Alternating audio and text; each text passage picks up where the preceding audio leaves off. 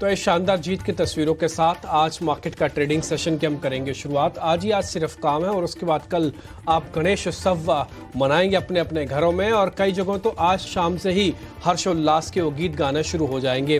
तो इसी शुभ मुहूर्त के साथ हम आज कार्यक्रम की शुरुआत कर रहे हैं। तो आज सबको नमस्कार नहीं बल्कि गणपति बप्पा मोरिया के साथ हम शुरुआत करेंगे। अजय मेरे साथ रहेंगे और साथ ही अभिषेक है। हम अगले 2.5 घंटे आपके साथ रहेंगे, मेहमानों को कनेक्ट करेंगे और कोशिश करेंगे इस ट्रेड को आपके लिए शुभ लाभ रिद्धि सिद्धि का ट्रेड बना दिया जाए। तो खैर, पहले 4 विंडो के साथ शुरुआत हो रही है। आप मोटा मोटी ये समझ लीजिए आज किन चीजों पे हम ज्यादा फोकस करने वाले हैं, फिर एक एक करके इनके बारे में एनालिसिस भी करेंगे। डाउ ऊपरी स्तरों से फिसला है, नेस्डेक के अंदर बकायदा 1.25% तक की गिरावट आई है। ये बाजार को नीचे की तरफ धकेलेगी क्या हम वापस 20,000 को टेस्ट करने के लिए पहुंचेंगे? ये बहुत इंपॉर्टेंट पॉइंट होगा आज के लिए समझना। दूसरा, यूके कारोबार की रिस्ट्रक्चरिंग का ऐलान टाटा स्टील ने किया। इससे पहले टाटा स्टील 120 से 135 तक ऑलरेडी चला हुआ है, क्या ये भी और चलेगा? दूसरा, क्रूड उत्पादन पर विंडफॉल टैक्स बढ़ा दिया गया है। हालांकि कई जगहों पर एटीएफ में कुछ रिलीफ दी गई है, लेकिन क्रूड $95 के अराउंड चल रहा है। और इसके अलावा डिफेंस शेयर पर भी ध्यान रखें, क्योंकि यहाँ पे 45,000 करोड़ की खरीद को फिर से मंजूरी मिली है। ये रुक रुक के जो बड़े ऑर्डर्स आ रहे हैं, ये डिफेंस शेयरों में वापस से जान फूंकते हैं। तो ये 4 बड़े अहम ट्रिगर हैं जिसपे हम आज ज्यादा फोकस करेंगे। चर्चा की शुरुआत अजय से करते हैं और पहले ग्लोबल और डोमेस्टिक न्यूज एक साथ मिक्स करके उनसे जरा समझ लेते हैं। अजय, बहुत शुक्रिया, आज आप कनेक्ट हैं हमारे साथ। और आज का सिर्फ सेशन है, कल फिर से छुट्टी है, तो एक बार जरा इसको हिसाब से बताइएगा। और दूसरा, happy Ganesh Utsav, Ganpati Bappa Morya. Good morning Dimpy, good morning Abhishek. Dimpy, आपने शो की शुरुआत ये कह के जो की कि आज ही आज काम है और कल मजे हैं, मुझे बड़ा प्यारा लगा। इनफैक्ट फोकस एकदम क्लियर होना चाहिए, काम तो चलता ही रहेगा लेकिन मजे कहाँ हो रहे हैं ये बताइए। अभिषेक को भी हंसी आ गई, देखा सही बात पकड़े अभिषेक। देखिए ऐसा है कि आज भले ही काम है, हम सब ऑफिस आए हैं, लेकिन आज दिन भर बात किस चीज पे होगी? गणेशोत्सव के मजे। पूरा महाराष्ट्र, पूरा देश इनफैक्ट झूम रहा है ऑलरेडी बप्पा को अपने घर लाने के लिए। मार्केट में ब्रेकआउट हो रहा है, 20,200 ऑलरेडी क्रॉस हो गया, हम 20,500 की तरफ देख रहे हैं। अभिषेक भी बोर नहीं होंगे, दिन भर क्रिकेट की बातें चलेंगी। मोहम्मद सिराज ने जो विकेट लिए वो तो एकदम अनबिलीवेबल मैच था, एशिया फाइनल कप। तो आज इन तीनों चीज़ों पर ही बातें होगी, तो ऑफिस में रहकर भी काम जैसी फीलिंग नहीं आएगी। अभिषेक आप बताइए, मोहम्मद सिराज ने तो गेम कर दिया, ये तो एकदम स्मॉल कैप है जो ब्रेकआउट दिखा रहा है। अजय, बिल्कुल मोहम्मद सिराज से को लेकर देखिए उम्मीदें भी थी और काफी टाइम से अच्छी बॉलिंग कर भी रहे थे। लेकिन अगर जो क्रिकेट लवर्स हैं उनको अगर याद होगा तो सन 2000 में एक मैच हुआ था भारत और श्रीलंका के बीच में, और श्रीलंका ने उस मैच में भारत को 290 का टारगेट दिया था और भारतीय टीम सिर्फ 54 रनों पर ऑल आउट हो गई थी। तो जो क्रिकेट लवर्स हैं, जो भारतीय टीम के फैंस हैं, वो ये कह रहे हैं कि बदला पूरा हो गया। और कल तो क्या ट्रमेंडस परफॉर्मेंस रहा। सिराज ने जिस तरह से विकेट लिए, एक ओवर में 4 विकेट, टोटल 6 विकेट। वो ओवर थ्रो के अगर रन 4-5 नहीं गए होते ना, तो शायद जो उनका एनालिसिस था, जो उनका फिगर था 22 रन देके 6 विकेट, शायद और कम होता और अच्छा होता। लेकिन निश्चित तौर पर बहुत ही एक डोमिनेंट परफॉर्मेंस। और वर्ल्ड कप से पहले, ऑस्ट्रेलिया के ओडीआई सीरीज शुरू होने वाले उसके पहले निश्चित तौर पर ये कॉन्फिडेंस बूस्ट करने वाला ये परफॉर्मेंस है। और कहीं न कहीं भारतीय टीम के सिलेक्शन को लेकर, कॉम्बिनेशन को लेकर जो भी कयास लगाए जा रहे होंगे, उस पर अब कम से कम विराम लगता हुआ दिख जाएगा कि हाँ, ये वो विनिंग टीम है जो आपको आगे लेकर जा सकती है। और निश्चित तौर पर बहुत ही शानदार परफॉर्मेंस। बिल्कुल, और उभरता हुआ सितारा, भारतीय टीम का उभरता हुआ सितारा जो कल इंटरनेशनल स्टेज पे और बड़े बड़े कीर्तिमान स्थापित करेगा। ये तो हो गई मोहम्मद सिराज की बात। चलिए आगे बढ़ते हैं और अब बाजार की बातचीत भी कर लेते हैं। बाजार में पिछले हफ्ते हमने अच्छा मूव देखा। देखिए यूएस मार्केट में अगर फ्राइडे की अगर आप महंगाई की चिंता को देख दें, पहले ग्लोबल की मार्केट की बात कर लेते हैं डिम्पी, तो आपने देखा होगा कि थोड़ी सी नरमी दिखाई दी है फ्राइडे को। लेकिन ओवरऑल यूएस मार्केट और ग्लोबल मार्केट सपोर्टिव रहे, या ये भी कह सकते हैं कि भारतीय बाजार यूएस मार्केट से बहुत ज़्यादा क्यूज ले ही नहीं रहे। लेकिन इस हफ्ते बहुत इंपॉर्टेंट है, क्योंकि इस हफ्ते आपको 20 तारीख को एफओएमसी की मीट है। और ये जो लास्ट पिछले कुछ दिनों में दुनिया भर से आपको महंगाई के आंकड़े मिक्स दिखाई दिए, बढ़ते कम होते, बढ़ते कम होते, वन साइडेड कम होते नहीं आए हैं। एनर्जी प्राइस बढ़ गया है, इनफैक्ट गैस और तेल दोनों, तो यानी नेट एनर्जी का प्राइस बढ़ा है। तो लोग थोड़ा सा कॉशियस अप्रोच ले रहे हैं। 20 तारीख की कमेंट्री एफओएमसी कैसी रहेगी, इस बात के ऊपर नजर रहेगी।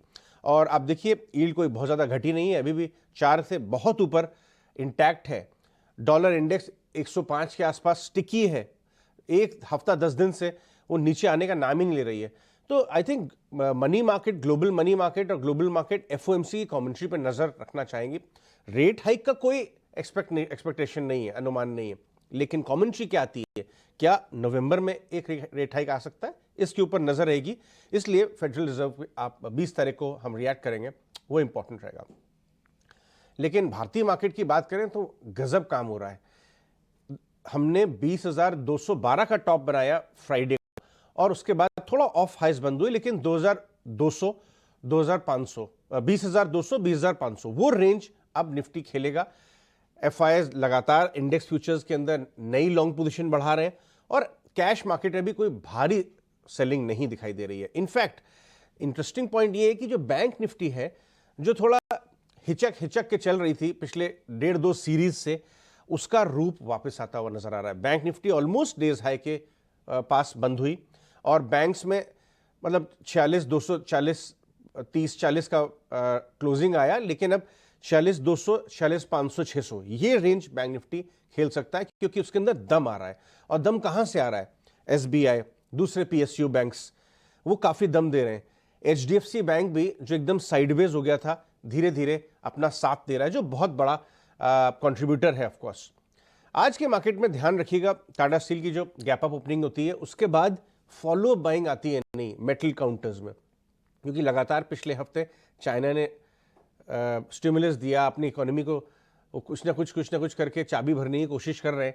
मेटल स्टॉक्स पे आप ध्यान रखिए, और आप एडवांस टैक्स का नंबर भी मत भूलिएगा। 20% बढ़ा दिखाई दी है, बहुत बढ़िया संकेत है। ये हार्ड डेटा है, 3-3.5 लाख करोड़ का डेटा आया है, और ये कोई अनुमान है, ये सब नहीं है कि जैसे हम स्टॉक मार्केट में बात करते हैं। ये एक्चुअल हार्ड डेटा है, ये रिफ्लेक्शन है कि आपकी इकोनॉमी और कॉर्पोरेट इंडिया क्या कर रहा है। इससे भी बाजार को काफी बढ़त मिल सकती है। तो इन चीजों के ऊपर आप ध्यान बना के चलिए। लेकिन डिम्पी, एक बार एफएनओ डेटा की भी बात कर लेते हैं। किस तरह से एफआईआईज की लॉन्ग पोजीशन इस समय खड़ी है? फ्राइडे को आप बता रहे थे करीब 65-66 के आसपास हो गई हैं। बाकी का ब्यौरा ये बताइए डेटा का। हाँ देखिए, 65 से 66% के अराउंड है। एक्चुअली वो 65.8 है, इसलिए मैं उसको 65 ही बोल देता हूँ सिर्फ। तो आप 65% की लॉन्ग होल्डिंग्स को भी होल्ड करके बैठे हैं एफआईज। और एक अच्छी बात यह है कि आप एक नए मुकाम पर आ गए हैं। एफआईज ने अपनी लॉन्ग होल्डिंग्स को कम नहीं किया। ये ध्यान होगा आपको, इस सीरीज़ के अंदर हमने जब शुरुआत आपको बताई थी तब 45% की लॉन्ग होल्डिंग्स थी, तो अभी 65 है। 20% बढ़ जाना है, यानी कि 20% यहाँ से बढ़ना, ये इंडिकेट कर रहा था कि एफआईज की जो बाइंग आई है उससे एक ज़ोरदार मोमेंटम आएगा। अब आ गया है। जैसे हमने आपको कई बार कहा है ना कि आप एक घर से आप दूसरे घर में जब शिफ्ट हुए हो तो थोड़ा सेटलमेंट के लिए समय चाहिए।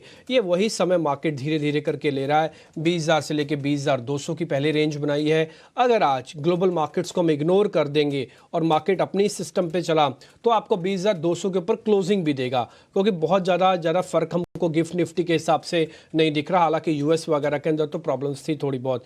दूसरी इंपॉर्टेंट बात, क्या ओपन इंटरेस्ट इतना है कि मार्केट के अंदर तेजी से ऊपर लेके आया जा सकता है? उसका जवाब है हाँ, क्योंकि मार्केट के अंदर 2.25 लाख शेयरों के आसपास का कॉन्ट्रैक्ट ओपन खड़े हैं, जिसको हम ओपन ओआई कहते हैं, वो खड़ा हुआ है। दूसरा पॉइंट है कि निफ्टी के अंदर 50 पॉइंट का प्रीमियम है, इच्छा शक्ति भी खड़ी हुई है। तो इच्छा शक्ति ठीक है, ओपन इंटरेस्ट ठीक है, कल फ्रेश लॉन्ग बिल्डअप हुआ है, एफआईज लॉन्ग लेके बैठे हैं। तो शॉर्ट के बारे में सोचे नहीं, ज़्यादा से ज़्यादा यही होगा कि आपको एंट्री के लिए 100-150 पॉइंट का एक डिप मिल जाए तो मिल जाए, अदरवाइज इससे ज़्यादा कि मार्केट आपको रूम ही नहीं देगा, हो सकता है वो भी ना दे। तो इसलिए आप निफ्टी पे तो अपने आप को स्ट्रांग मान के चलिए, और ये चर्निंग होती रहेगी। आज अभी आप खुद ही बता रहे थे टाटा स्टील और मेटल्स को देखना चाहिए, तो 2-4 शेयर भी चल गए इंडाइसिस के तो काम हो जाएगा, निफ्टी पे तो कम से कम। ठीक है, निफ्टी को लेकर लेकिन निफ्टी हमने देखा था कि निफ्टी बैंक शुक्रवार के सत्र में 2 बार अटेम्प्ट किया, 46,300 के आसपास जाकर वहीं से घूम गया।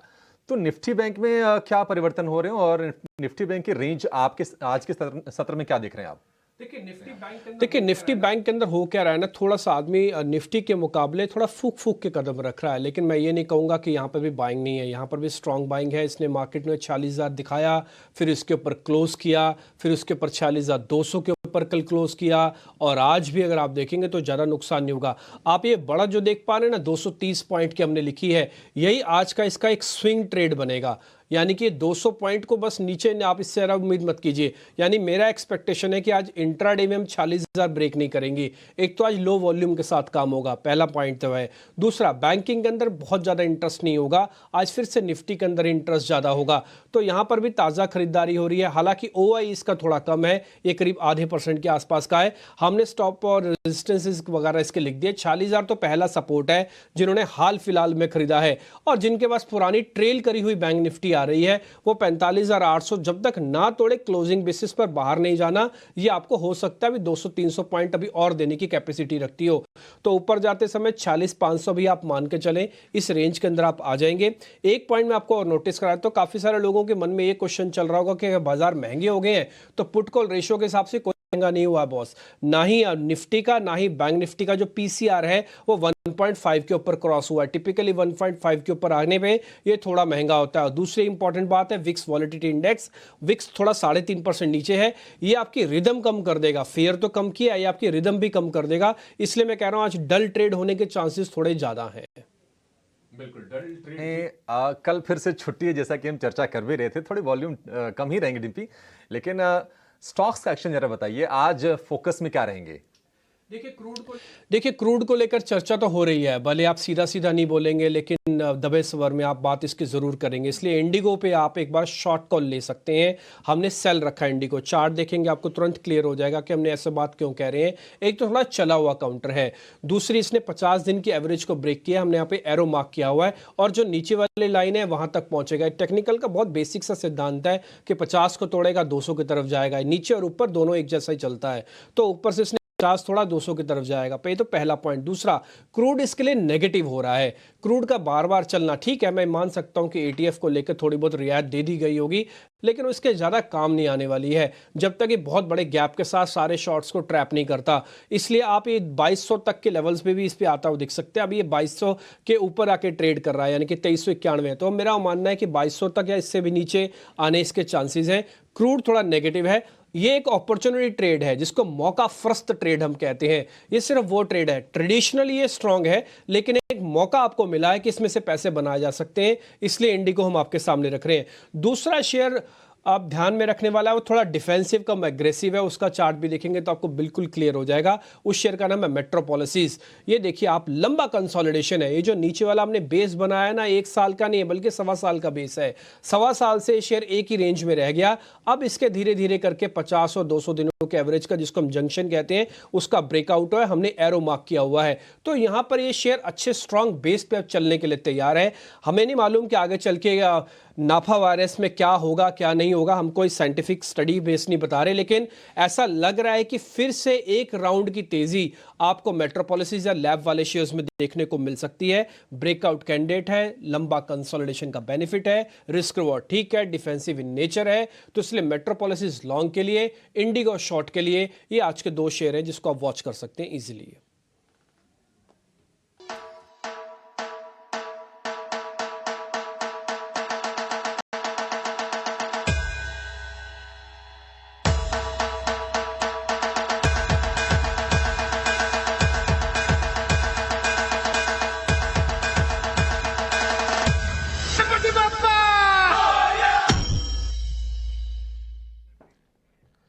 चलिए, गणपति बप्पा मोरिया कहते हैं, प्रभु का नाम लेते हैं और शो की शुरुआत करते हैं। हमारे साथ सारे पैनलिस्ट भी हमारे साथ आ चुके हैं। हमारे साथ रत्नेश हैं, हमारे साथ भागवत साहब हैं, और भी हमारे गेस्ट हमारे साथ जुड़ रहे हैं, डेडिया साहब भी आ चुके हैं और बहुत बढ़िया गोल्डन कुर्ता पहन के आए हुए हैं, बहुत ही बढ़िया लग रहे हैं। आप सबका स्वागत है, गणपति बप्पा मोरिया।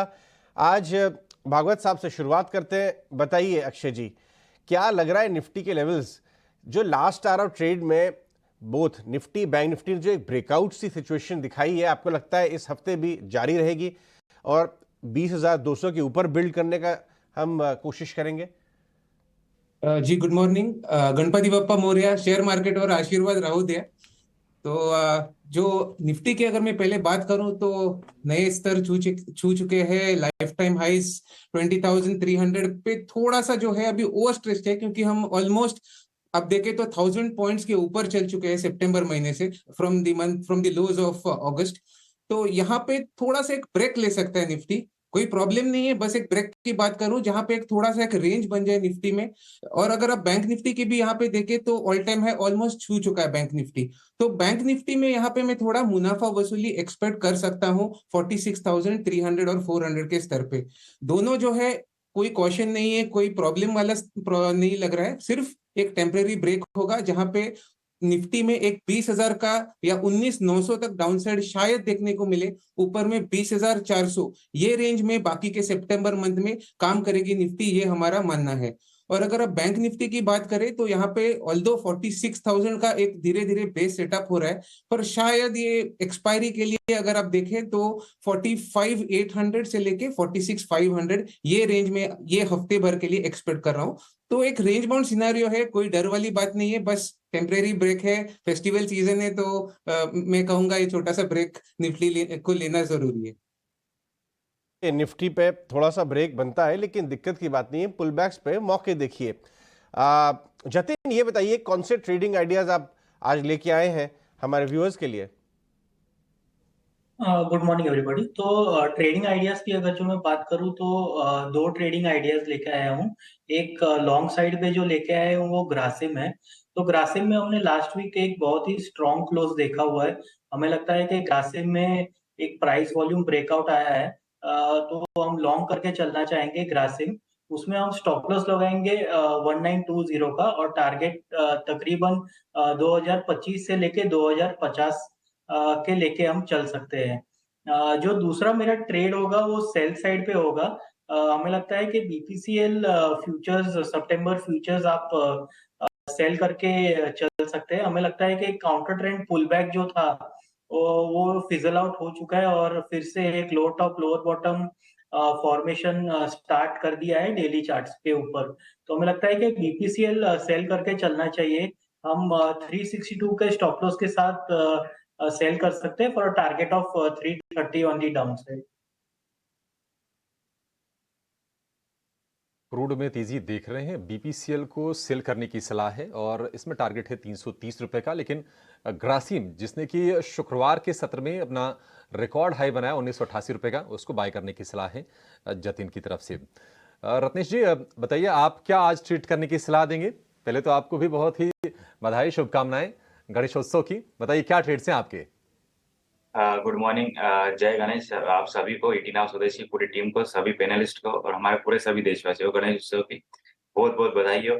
और यही प्रार्थना है कि गणेश भगवान सभी पे सुख समृद्धि अपना आशीर्वाद बनाए रखे। और जिस तरह से 18 आवर स्वदेश ने निरंतर रिटेल निवेशकों के लिए वेल्थ बनाने में सहयोग करा है, यही उम्मीद है कि ये सिलसिला कंटिन्यू जारी रहे।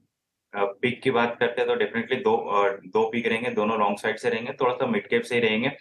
ऐसा लगता है कि बाजार थोड़ा सा हेवी वेट जो रहेगा थोड़ा सा कंसोलिडेशन में जा सकता है, और मिड कैप में जो कंसोलिडेशन था उसके बाद में वापस से नई तेजी हमको देखने को मिल सकती है। तो पहला जो रहेगा फैक्ट करेगा, फैक्ट में काफी अच्छा एक ब्लैक पैटर्न का ब्रेकआउट देखने को मिल रहा है, तो इसमें ऐसा लगता है जो तेजी बनी है कंटिन्यू रहेगी। इसमें 555 रुपए का स्टॉप लॉस रहेगा और 580 रुपए का टारगेट रहेगा। दूसरा रहेगा मजडॉक। मजडॉक में जो 12 तारीख के आसपास में थोड़ा सेल ऑफ देखने को मिला था, वो पूरा कवर कर लिया है। काफी अच्छी वॉल्यूम एक्टिविटी हमको लास्ट सेशन में देखने को मिली थी, तो इसमें 2240 का स्टॉप लॉस रहेगा और 2325 के टारगेट हमको देखने को मिल सकते हैं। ठीक है, दोनों शेयर आ गए। एक तो फर्टिलाइजर में से फैक्ट आ गया और दूसरा डिफेंस कम थोड़ा शिपिंग वाला शेयर मजगाउन डॉक भी आ गया। तो यहाँ पर भी आप ध्यान रख सकते हैं, दोनों कैश के शेयर्स हैं।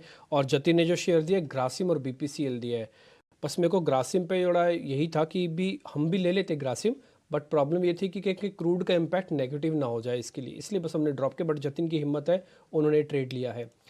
अक्षय पी भागवत भी हमारे साथ हैं, वो आपको बता देंगे ट्रेड। अक्षय जी, आपके सौदे।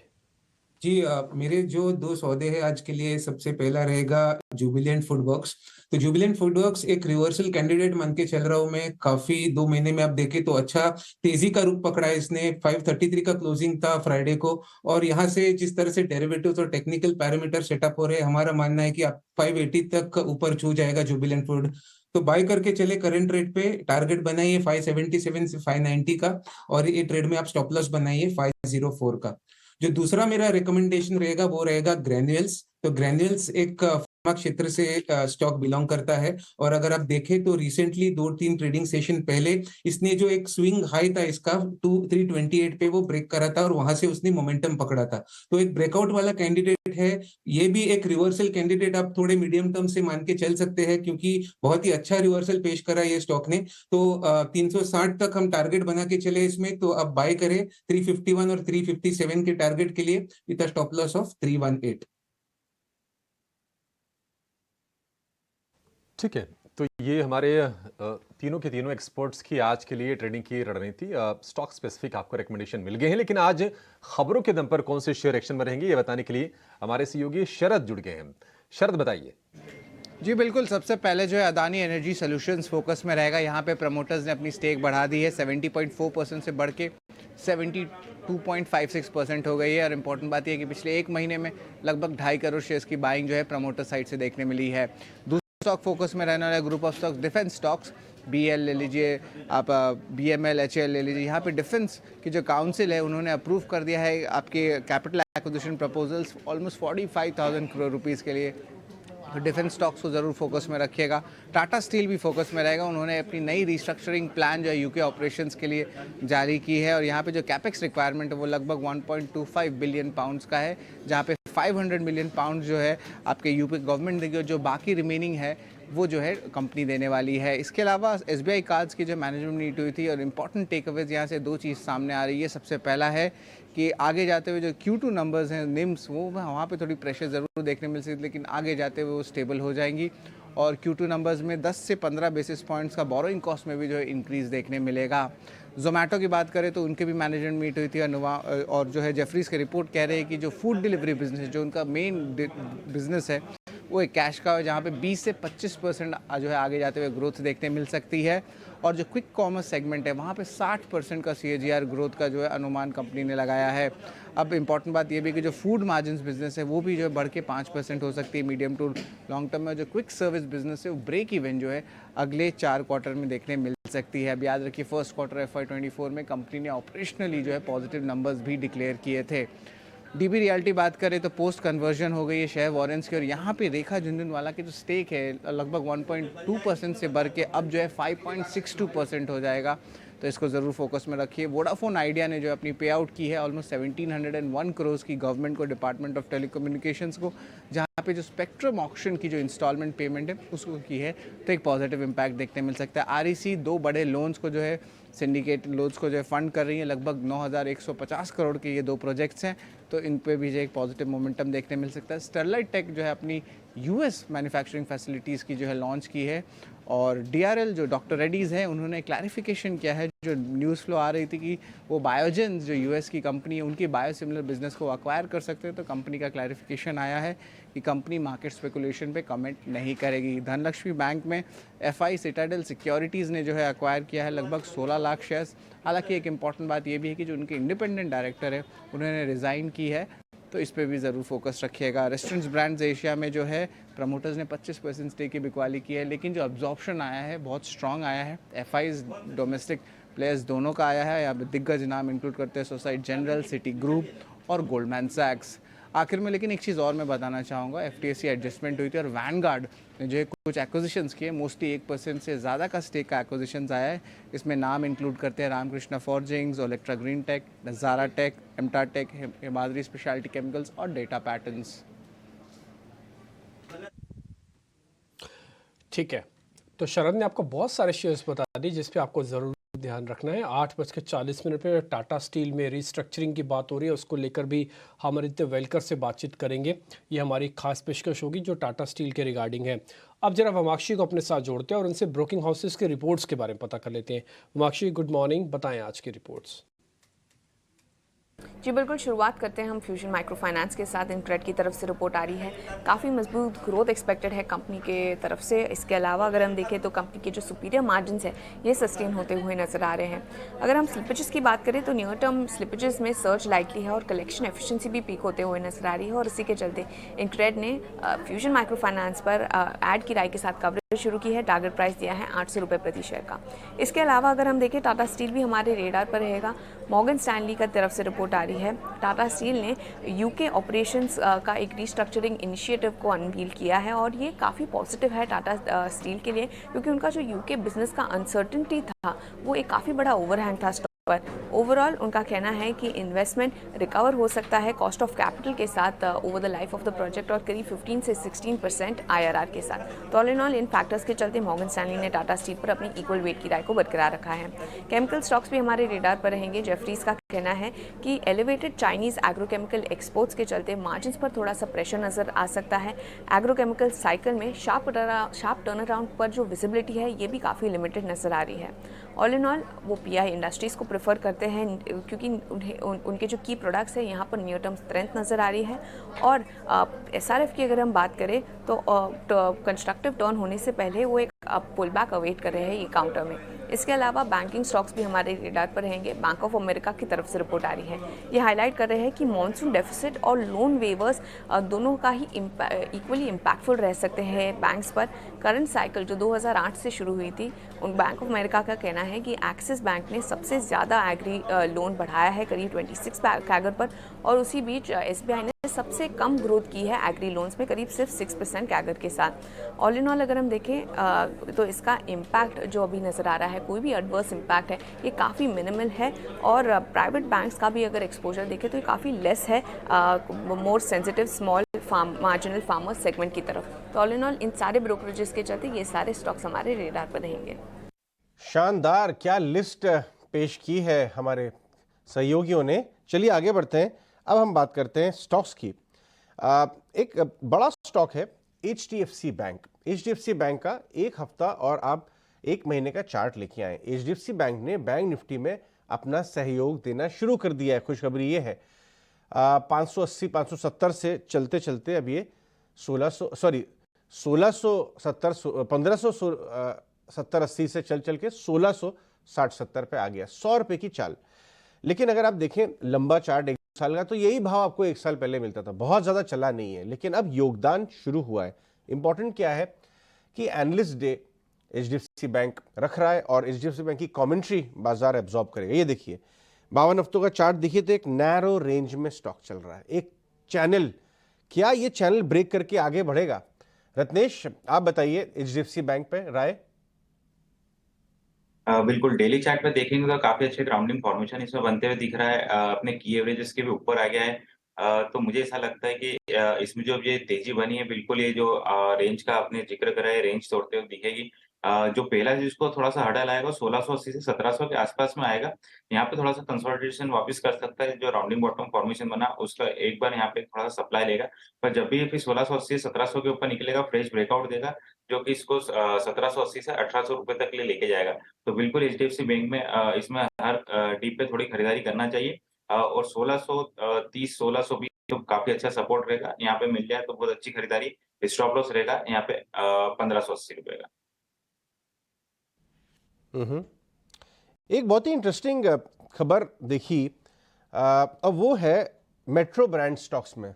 मेट्रो ब्रांड का स्टॉक लेके आए डायरेक्टर साहब। वहां पे दिग्गज इन्वेस्टर विकास खेमानी इंडिपेंडेंट डायरेक्टर के तौर पे ज्वाइन कर रहे हैं। हमने देखा पास्ट में अभी हाल ही में विजय केडिया जी ने ऑलमोस्ट बोर्ड को ज्वाइन किया और बहुत क्लोजली आपका अतुल ऑटो में उन्होंने काफ़ी बड़ा पोजीशन भी ली। तो काफ़ी अच्छी मूव हमने अतुल ऑटो में देखी थी। अब इंडिपेंडेंट डायरेक्टर विकास खेमानी मेट्रो ब्रांड पे बन के आ रहे हैं, तो ये भी एक इंटरेस्टिंग खबर है। जतिन, मेट्रो ब्रांड का भाव देखिए आप, हालांकि 52 हाई के करीब है और ये पूरा ये माहौल ऐसा है कि नेक्स्ट 3-4-6 महीने फेस्टिवल सीजन में लोग खूब बाहर जाते हैं, खूब नए नए जूते पहनते हैं, कपड़े खरीदते हैं। लेकिन ये एक रेंज में अटका हुआ था स्टॉक 1060-70 पे। क्या ये ब्रेकआउट कर सकता है? क्या ट्रेड है यहाँ? देखिए मेट्रो ब्रांड की अगर जो मैं बात करूं तो पिछले 3 महीनों से ये रेंज में है बिटवीन 1000 एंड 1100।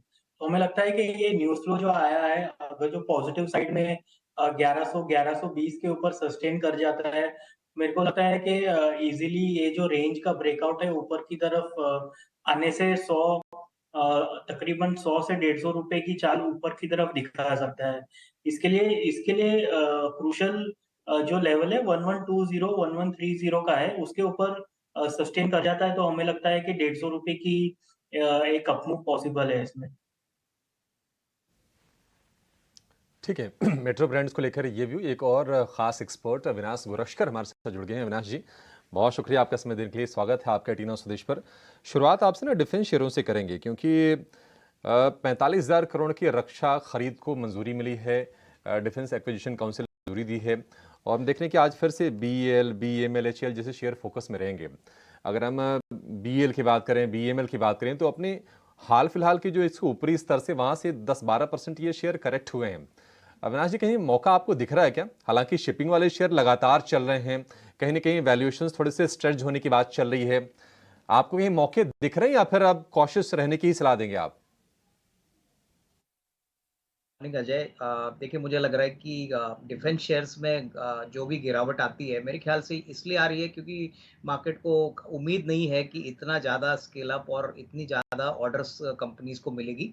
अगर हम भारत इलेक्ट्रॉनिक्स की बात करें, हिंदुस्तान एरोनॉटिक्स की बात करें, डेटा पैटर्न्स की बात करें, तो ये सारी ऐसी कंपनीज है जो एक मोनोपोलिस्टिक सिचुएशन में बैठी है। ऑर्डर बुक बहुत अच्छी है, विजिबिलिटी अच्छी है, तो जिनको 1.5-2 साल का नजरिया के लिए खरीदना है, मेरे ख्याल से अच्छा मौका है। इनफैक्ट भारत इलेक्ट्रॉनिक्स काफी अट्रैक्टिवली लग रहा है। मेरे ख्याल से आज भी न्यूज़ फ्लो की करीबन 2100 करोड़ का नया ऑर्डर इनको मिला है। तो देखिए, मुझे लग रहा है कि ऑर्डर बुक जब तक तेजी चल रही है, मेरे ख्याल से मार्केट्स ज्यादा अर्निंग्स ग्रोथ फैक्टर इन करने की कोशिश करेगा। हालांकि देखिए, ये क्वार्टर ऑन क्वार्टर ग्रोथ वाली कंपनीज नहीं है। यहाँ पे कभी कभी एक आध क्वार्टर में थोड़ा सा आपको नंबर कम दिखाई देगा, लेकिन अगले साल की अगर हम बात करें तो मुझे लग रहा है कि 10-12% की जो गिरावट आई है, इसमें थोड़ा सा तो एक डिप इन्वेस्टर्स को फोकस करना चाहिए, क्योंकि हमको ये बात समझनी चाहिए कि डिफेंस एक बहुत मल्टी ईयर थीम है और अगले 2-3 सालों के लिए तो मुझे लग रहा है कि ये थीम चलेगा। ऐसा नहीं लग रहा है कि इमीडिएटली इस थीम से कोई इंटरेस्ट मार्केट का निकल जाएगा, क्योंकि मेक इन इंडिया की जो स्ट्रेटेजी है उसका फायदा लोकल इंडियन कंपनीज को काफी मिलने वाला है। तो I would suggest that it's a buy on decline, but yes, time frame थोड़ा लंबा रखिए, कम से कम 1.5-2 साल अगर कोई पेशेंटली वेट करता है तो रिस्क रिवॉर्ड यहाँ से भी अच्छा बन सकता है। ठीक है, गिरावट पर खरीदारी करनी है, लेकिन नजरिया लंबी अवधि का रखना है। अक्षय, जरा आप जोमेटो चेक कीजिए, जब से इसने 100 रुपए का स्तर पार किया तो बहुत अच्छे से कोशिश की है शेयर ने कि उस स्तर को ना बना के रखा जाए। और एनालिस्ट मैनेजमेंट मीट के कुछ टेकअवेज आए हैं जेफरीज की ओर से। उन्होंने कहा है कि फूड डिलीवरी में 20 से 25% ग्रोथ का अनुमान है, फूड मार्जिन में 5% बढ़त का अनुमान है, और फूड डिलीवरी वाला जो सेगमेंट होगा वो ये कह रहे हैं कि इनके लिए कैश काउ बनेगा। आप ये बताइए कि शेयर में कोई ट्रेड बनता हुआ आपको दिख रहा है क्या? जी बिल्कुल।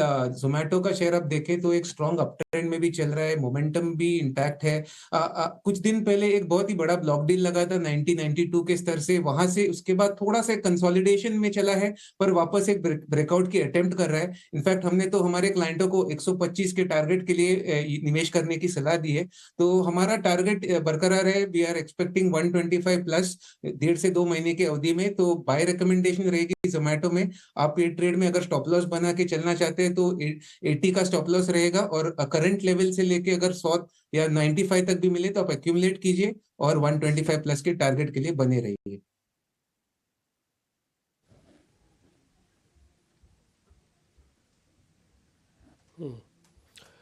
रत्नेश, एक बार जरा वोडाफोन आइडिया पे क्या किया जाए, क्योंकि अच्छा चल रहा है शेयर। अभी इसने बताया कि अब कुछ पेमेंट भी वगैरह भी ये कर रहे हैं, 1701 करोड़ रुपए की पेमेंट की खबर भी आई है, 7% लास्ट ट्रेडिंग सेशन में भी चला।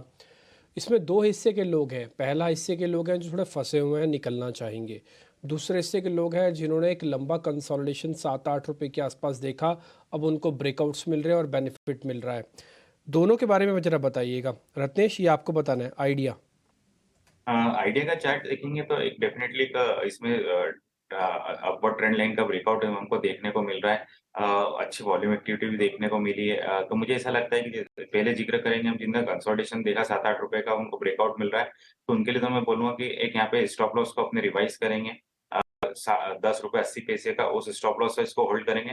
थोड़ा बहुत हम पार्शियल बुक करेंगे यहाँ पे 14 रुपए के आसपास में, और 10 रुपए 80 पैसे के स्टॉप लॉस हम इसको कंटिन्यू होल्ड करेंगे। जो अगर ये 14 रुपए का ब्रेकआउट देगा तो 17 रुपए तक लिए लेके जाएगा। अब जो थोड़ा सा ऊपर के फंसे हुए तो जिन्होंने एवरेज नीचे नहीं कर पाए तो 14 रुपए के आसपास में उनको भी सलाह दूं थोड़ा सा यहाँ पे बुक करें, वो वेट करें, फिर 17-18 रुपए के आसपास में वहां तक उनको और एक अपने मुनाफा बांधने का मौका मिलेगा। तो अभी दोनों के लिए सलाह ये रहेगी थोड़ा सा होल्ड करें।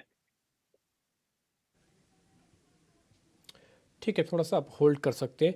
अविनाश सर, ये जेफरीज की एक रिपोर्ट आई है केमिकल्स को लेके, वो कह रहे हैं कि जो क्रॉप प्राइजेस हैं वो थोड़ा अभी भी अंडर प्रेशर रहेंगे। मैं थोड़ा सा इस केमिकल को और नीश कर देता हूँ आपके लिए। थोड़ा फर्टिलाइज़र स्टॉक्स के बारे में बताइएगा। आज भी हमारे एक टेक्निकल एनालिस्ट ने, रत्नेश ने ही फैक्ट के शेयर दिया है। आप जुबलेंट को उसको देखेंगे, चंबल फर्टिलाइज़र को, आप लगेगा कि बिल्कुल लंबा ब्रेकआउट हो रहा है।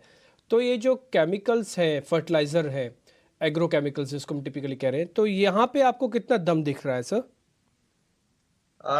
इनफैक्ट डिम्पी, मुझे लग रहा है कि देखिए एग्रो केमिकल्स की स्पेसिफिकली बात करें तो देखिए इंडस्ट्री में बहुत बड़ी मात्रा में इन्वेंट्री डीस्टॉकिंग हो रही है और ये इन्वेंट्री डीस्टॉकिंग करीबन दिसंबर क्वार्टर से चल रही है क्योंकि इंडस्ट्री में बहुत सारा प्रोडक्शन अनसोल्ड था। तो इसका नतीजा ये हो गया कि डिमांड बढ़ी नहीं और ये इन्वेंट्री प्लेयर्स को काफ़ी हद तक प्रॉफिटेबिलिटी वाइज चुभने लगी।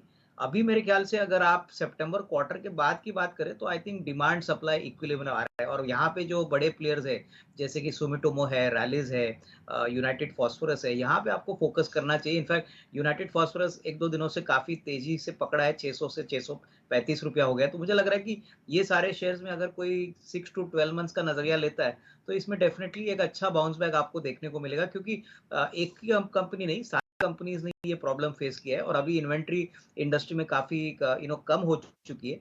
तो मुझे लग रहा है कि UPL at the current level can be a good buy. यहाँ पे करीबन 750 प्लस का लेवल प्लस कैश सेगमेंट में सुमिटोमो केमिकल जो एक एमएनसी प्लेयर है, यहाँ पे भी मुझे लग रहा है कि अगर किसी को निवेश करना है तो बहुत अच्छे प्राइसेस मिल रहे हैं। हाँ, थोड़ा समय जरूर लगेगा लेकिन 6 to 12 मंथ्स में आपको एक अच्छा बाउंस बैक मिलेगा क्योंकि नॉर्मली एग्रोकेमिकल कंपनीज का जो फर्स्ट हाफ होता है डिम्पी, वो उनके लिए सबसे बेहतरीन होता है। सेकंड हाफ में इतने ज्यादा सेल्स आते नहीं। तो आई थिंक आपको 6 to 12 मंथ्स का टाइम फ्रेम लेके यहाँ पे एक थोड़ा सा वैल्यू बाइंग आप कर सकते हैं। चलिए आगे चलते हैं, कुछ और स्टॉक्स के बारे में डिस्कशन कर लेते हैं। एक खबर बड़ी interesting I Avinash over the weekend, in fact international खबर है ये, वो ये है कि केकेआर ने सिंगटेल के डेटा सेंटर का 20% $1 बिलियन में खरीदा है।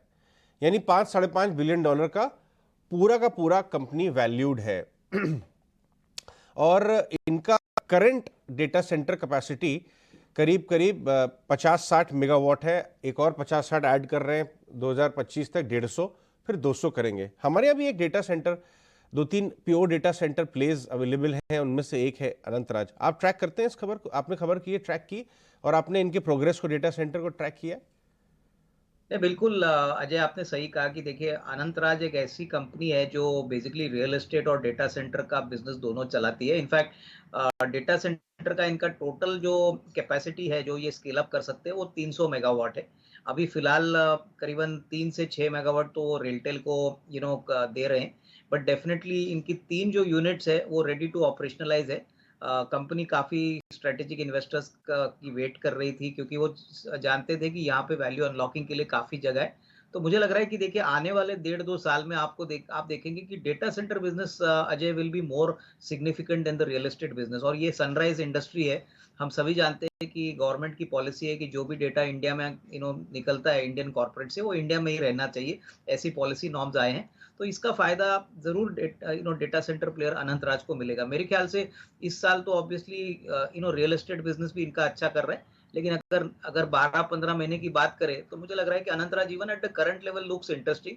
अभी करीबन 220-22 का रेट चल रहा है। मेरे ख्याल से जो फेयर वैल्यू बनेगी वो कम से कम 300-325 बनेगी। और इसके बाद जैसे जैसे न्यूज फ्लोज डेटा सेंटर पे आएंगे, क्योंकि रोल आउट के लिए थोड़ा सा समय लगेगा, बट ये बहुत ही प्रॉफिटेबल बिजनेस है और इसमें डेफिनेटली री रेटिंग का स्कोप काफी अच्छा लग रहा है।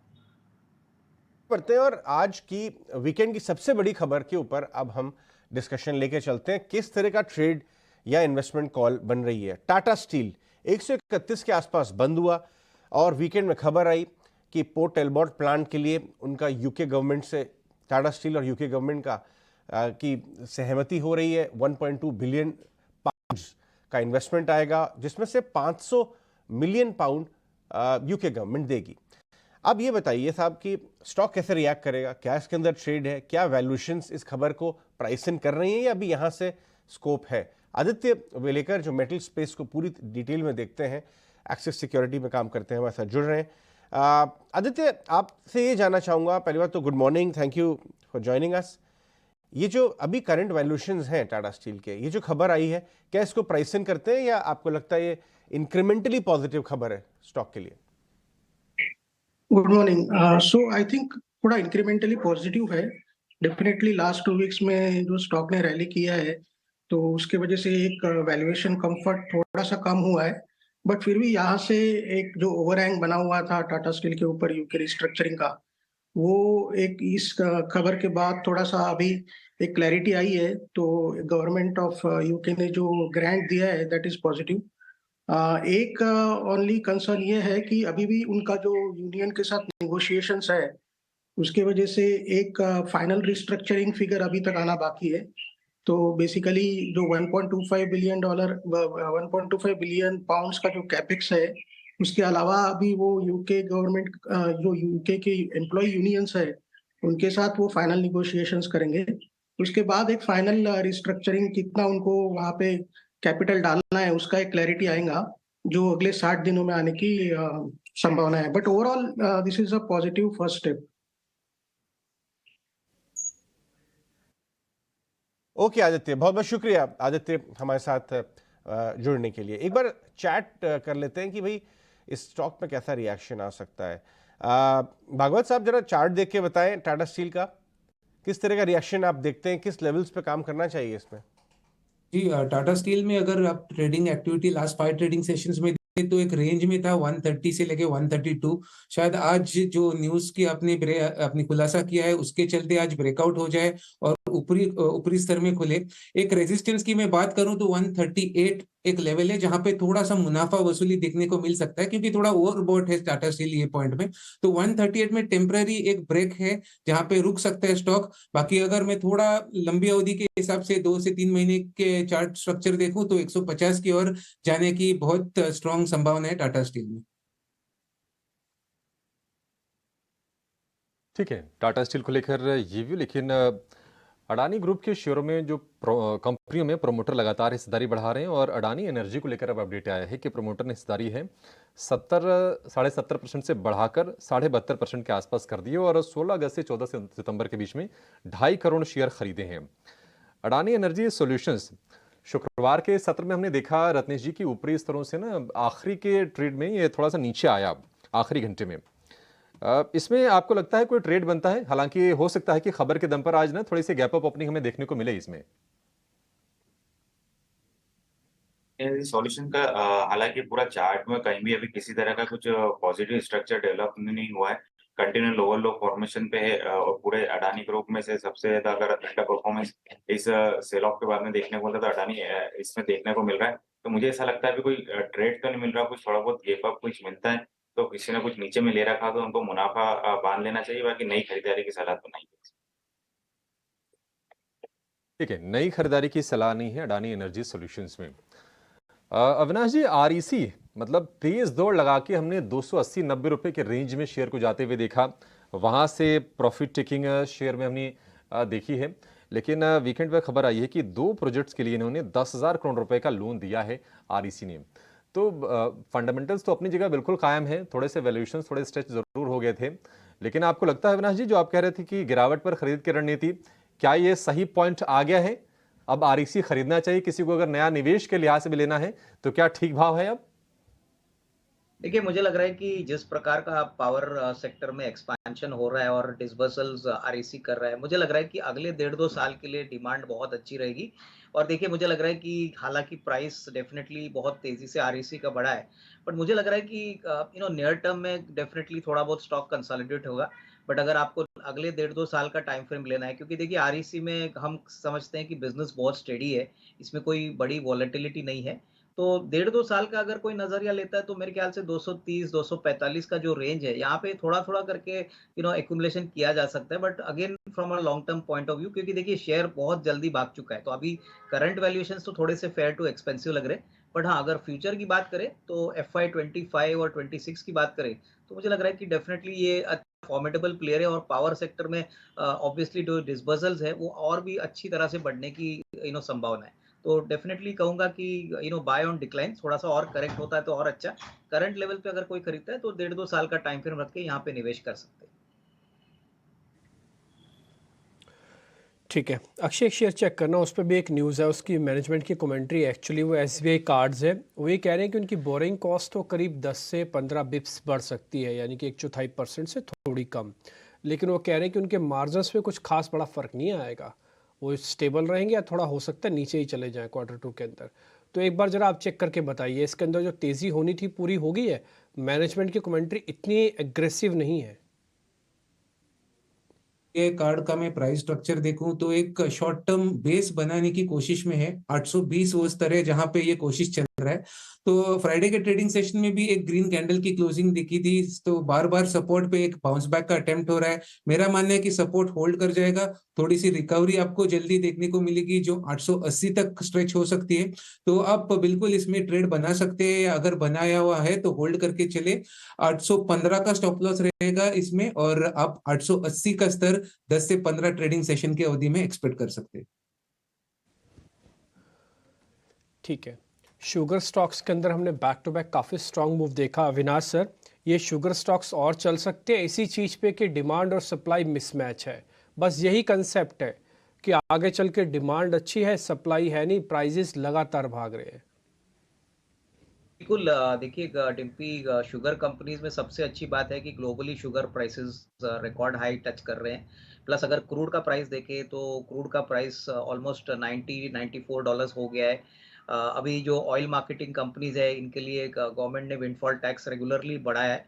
तो इसका मतलब साफ है कि जब भी क्रूड बढ़ता है तभी लोग ऑल्टरनेटिव्स की वो की तरफ ज़्यादा देखते हैं। एथेनॉल का जो डिमांड है मुझे लग रहा है काफ़ी तेज़ चलेगा। गवर्नमेंट चाहती है कि FY25 या 26 तक 20% की ब्लेंडिंग बढ़े। तो अभी तो हम ऑलमोस्ट 10% पे है, तो वैसे तो डिमांड अच्छी तरह से बढ़ेगी, प्लस एथेनॉल के प्राइसेस भी बढ़ने की अच्छी पॉसिबिलिटी है। तो शुगर कंपनीज में जिनके पास बड़ी एथेनॉल और शुगर कैपेसिटी, जैसे कि बलरामपुर चीनी है, दामपुर है, त्रिवेणी इंजीनियरिंग है, मेरे ख्याल से ऐसी कंपनीज में अगर मौका मिले तो ऑन डिक्लाइन इनको खरीदना चाहिए, क्योंकि ये मल्टी ईयर रैली के लिए तैयार हो रहे हैं। हो सकता है कि अभी इन द शॉर्ट टर्म थोड़ा बहुत कंसोलिडेशन देखने को मिले, बट अगर करेक्शन आता है या थोड़ी भी कमजोरी आती है बाजार में और इनको करेक्शन का फायदा मिलता है तो इसमें खरीदने के मौके समझने चाहिए, क्योंकि प्रॉफिटेबिलिटी डेफिनेटली अच्छी तरह से बढ़ने की पॉसिबिलिटी है फॉर FY24 एंड 25। चलिए आगे बढ़ते हैं, प्रशांत सावंत को भी अपनी बातचीत में जोड़ते हैं। प्रशांत, गुड मॉर्निंग, गणपति बप्पा मौर्य, आपको भी शुभकामनाएं गणेश चतुर्थी की। बताइए आज हमारे व्यूअर्स के लिए क्या ट्रेडिंग आइडियाज लेके आए हैं आप? जी Ajay ji, good morning to the panel और सभी दर्शकों को नमस्कार। तो एक चीज जो थोड़ा सा मैं कॉशियस रहूंगा कि जो निफ्टी की ऊपरी लेवल्स मैंने देखे थे 20,260 फ्यूचर्स में, वो शुक्रवार को आ गए। तो मैं यहाँ से डिप एक्सपेक्ट कर रहा हूँ। मैं रिवर्सल की बात नहीं, जो वर्ड मैं यूज कर रहा हूँ वो डिप है, बट डिप जब आती है तो नॉर्मली प्रॉफिट बुकिंग होती है। तो मैं थोड़ा मेरे पोजिशन में कॉशियस होऊंगा और वही सलाह दूंगा कि ट्रेल क्लोजली कीजिए जो भी पोजिशन हो लॉन्ग। यहाँ पे जो दो मुझे सेफ बेट्स लग रही है, वो एक होगा डॉक्टर रेड्डीज, फार्मा में काफी स्ट्रेंथ है। यहाँ पे मेरा स्टॉप लॉस होगा 5,750, 5750 स्पॉट। जो टारगेट में देख रहा हूँ वो होगा 5,940, 5940 का। और नेक्स्ट पिक होगा मिड कैप आईटी से, वो होगा बिरला सॉफ्ट। यहाँ पे मेरा स्टॉप लॉस होगा 488, 488, और जो टारगेट मेरा होगा वो होगा 545। दोनों ही स्टॉप लॉसेस को स्पॉट क्लोजिंग बेसिस पे फॉलो कीजिए, और अगर ये ट्रिगर हो जाए तो मुझे लग रहा है कि लॉन्ग से एग्जिट करना होगा, क्योंकि ये दो सेक्टर्स ऐसे हैं जो अभी फिलहाल स्ट्रेंथ दिखा रहे हैं। तो यहाँ पे अगर स्ट्रेंथ फिजल आउट हो जाए तो मुझे लग रहा है कि वीकनेस आ सकती है। ठीक है, ये तो हो गया बाजार के ऊपर व्यू और ट्रेडिंग आइडियाज।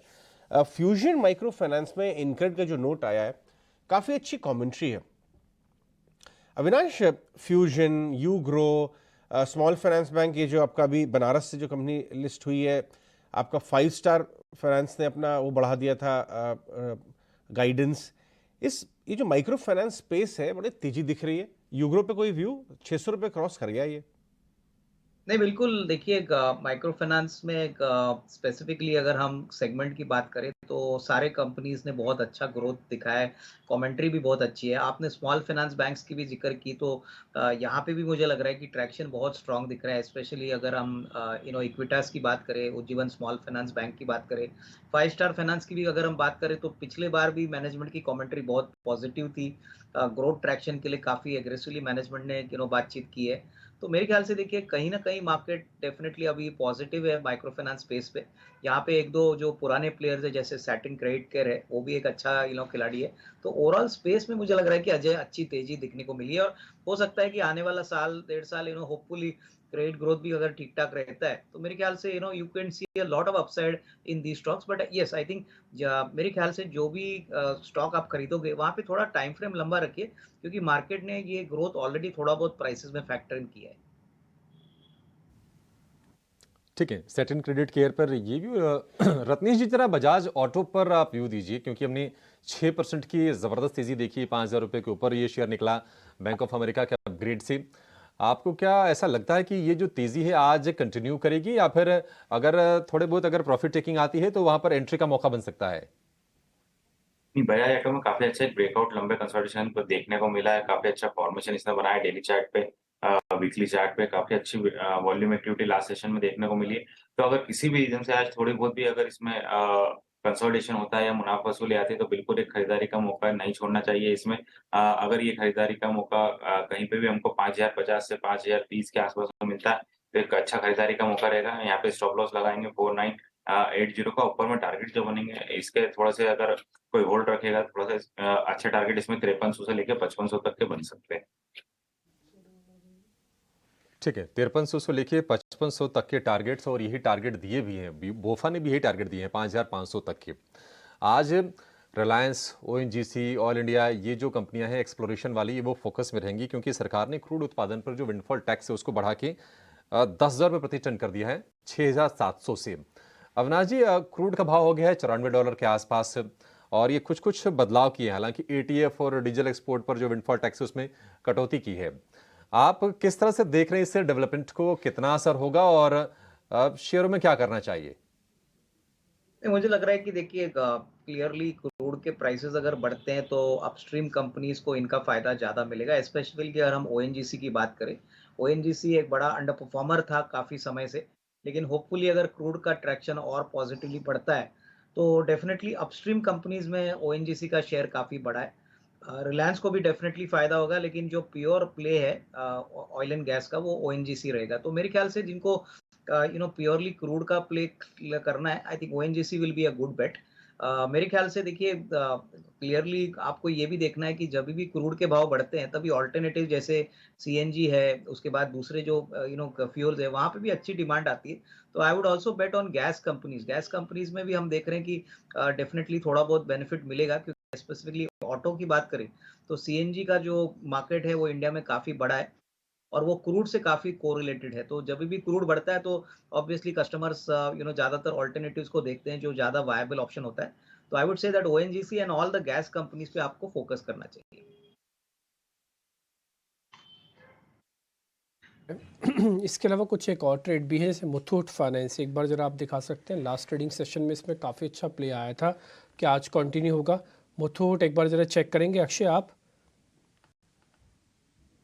में आप अगर फ्राइडे का ट्रेडिंग एक्टिविटी देखें तो एक रेंज कंसोलिडेशन का ऊपरी स्तर पे ब्रेकआउट पेश करा था जो 1300 पे था, उसके चलते स्टॉक ने मोमेंटम गैदर करा है और ये मोमेंटम आपको 1375 के जो रिसेंट स्विंग हाई था जो अगस्त 2023 में बना था वहां तक ये स्विंग हाई तक मोमेंटम बन सकता है। तो बाय की रिकमेंडेशन आप होल्ड कीजिए, या आप अगर वापस 1300-1310 तक आपको मिल जाए तो बाय कीजिए।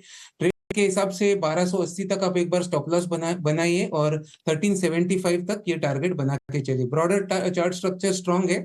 फिलहाल मीडियम टर्म में एक छोटा सा रेंज बना रहा है 1225 से 1350, तो फिलहाल 1325 का टारगेट बनाएंगे हम। जतिन, आपके आज की कॉल्स में ग्रासिम शामिल था, मैं एग्री कर सकता हूं कि ग्रासिम का जो ब्रेकआउट है बहुत ही शानदार है। क्या सारे सीमेंट कंपनीज ऐसे चलेंगी? कहीं क्रूड का प्रेशर उनको घेर तो नहीं लेगा? एक काम आप करेंगे, आपकी ग्रासिम कॉल एग्री करता हूं मैं, लेकिन आप इंडिया सीमेंट को चेक कीजिए जो इससे पहले काफ़ी चल चुका है। मैं थोड़ा डिफरेंशिएट कर दूंगा सीमेंट की कंपनीज में। ग्रासिम अगर आपकी कॉल ठीक है तो मैं इंडिया सीमेंट को शॉर्ट भी करना चाहता हूं, तो मैं सही फैसला ले रहा हूं क्या? देखिए, इंडिया सीमेंट की अगर जो मैं प्राइस स्ट्रक्चर की बात करूं तो वो एक सीमेंट सेक्टर में एक अंडर परफॉर्मर रहा है। हमें लगता है कि अगर जो आप इसमें शॉर्ट करने की सलाह दे रहे हैं या शॉर्ट करना चाहते हैं, तो मैं एक स्ट्रिक्ट स्टॉप लॉस अराउंड 254 का एक आपको सजेस्ट करूंगा कि 254 255 का एक स्ट्रिक्ट स्टॉप लॉस के साथ आप जरूर शॉर्ट कर सकते हैं कि ये लोअर टाइम फ्रेम चार्ट्स यानी कि आर्ली टाइम फ्रेम चार्ट्स पे एक रेजिस्टेंस लिया है अराउंड 256 के आसपास। वहां पे एक डेली नेगेटिव कैंडल भी बना है, तो हमें लगता है कि अगर जो आप करना चाहते हैं तो एक स्ट्रिक्ट स्टॉप लॉस के साथ आप जरूर शॉर्ट कर सकते हैं। ठीक है, इंडिया सीमेंट को जतिन भी कह रहे हैं कि एक बार शॉर्ट करना चाहे कर सकते हैं, बट स्ट्रिक्ट स्टॉप लॉस रखेगा। ये आपको दोनों चार्ट हमने दिखा दिए, दोनों ही सीमेंट कंपनीज है। एक में ब्रेकआउट हुआ 2% ऊपर, एक में टिपिकली कंसोलिडेशन का वापस प्रॉफिट बुकिंग हुई करीब 1.5% नीचे। एक ही कंपनी, एक ही मार्केट, एक ही सब कुछ, तो इसलिए सीमेंट के अंदर बहुत ही स्पेसिफिक होना होगा। आज जो ग्रासिम बाय कॉल आई, आप इसी पे स्टिक रहिएगा, नहीं तो इंडिया सीमेंट हो सकता है आपका मूड खराब करे। एक छोटा सा ट्रेड की गुंजाइश ढूंढते हैं। गोल्ड में ये आपका गोकुलदास एक्सपोर्ट में फ्राइडे में गोल्डमैन सैक्स ने 2% खरीदारी की है। अगर आप देखें, एक बहुत बड़ी री रेटिंग हमने देखी गोकुलदास में, उसके बाद वो थम गया, थोड़ा सा सॉफ्ट हुआ है, बट आप 1 महीने या 3 महीने का ग्राफ देंगे, 2 दिन तो बैक टू बैक 20% के सर्किट लगे थे। तो कंप्लीटली दूसरे ऑर्बिट में ये स्टॉक चला गया जब से इन्होंने ये एक्विजिशन किया। ये देखिए 50% तो 3 महीने में चला है, फिर भी 775 के आसपास घूम रहा है ये। जतिन, गोकुलदास एक्सपोर्ट्स के चार्ट्स को देख के बताइए, क्या इसमें यहाँ से भी ट्रेड बनता है या एक बार मुनाफा वसूल कर लिया अगर नीचे के लेवल से लेके बैठे हैं तो? देखिए, गोकुलदास का मैं अगर जो डेली चार्ट देखूं तो हमें लगता है कि पिछले एक हफ्ते से एक साइडवेज कंसोलिडेशन कर रहा है। हमें लग रहा है एक शार्प अप मूव के बाद जब भी एक कंसोलिडेशन आता है वो एक स्टॉक के लिए बुलिश साइन होता है, क्योंकि कंसोलिडेशन में हम एक बेस बनाते हुए देख सकते हैं और वहां से फिर से एक ऊपर की तरफ नई रैली स्टार्ट हो सकती है। इसके लिए ये जो हमें कंसोलिडेशन देखने मिल रहा है गोकुलदास एक्सपोर्ट्स में, वो एक बुलिश साइन है। हमें लगता है कि कहीं ना कहीं एक बेस बनाएगा और फिर से जो अपने रिसेंट स्विंग्स आए अराउंड 900 के आसपास, वो फिर से जरूर जा सकता है। इसके लिए मैं ये कंसोलिडेशन जो है पॉजिटिवली लूंगा और हमें लगता है कि अगर जो डिप आता है या तो भी करंट लेवल पे अगर जो किसे एंट्री करनी है तो मैं उसे जरूर बाय करने की सलाह दूंगा। ऊपर में हमारे लक्ष्य रहेंगे अराउंड 900 950 और नीचे में एक स्टॉप लॉस में अगर जो सजेस्ट करना चाहूंगा तो 680 का एक स्टॉप लॉस होगा। ओके, ये तो हो गया गोकुलदास। डेटा पैटर्न में भी अच्छी ब्लॉक डील्स गिरी थी। फ्राइडे का डेटा ये बता रहा है कि डेटा पैटर्न्स में वैंगार्ड जो ग्लोबल फंड है उसने पोजीशन ली है। 50% 6 महीने में चला है। प्रशांत, डेटा पैटर्न्स के चार्ट को देख के बताइए, ये टॉप आउट हो गया क्या स्टॉक? निकल लें यहां से?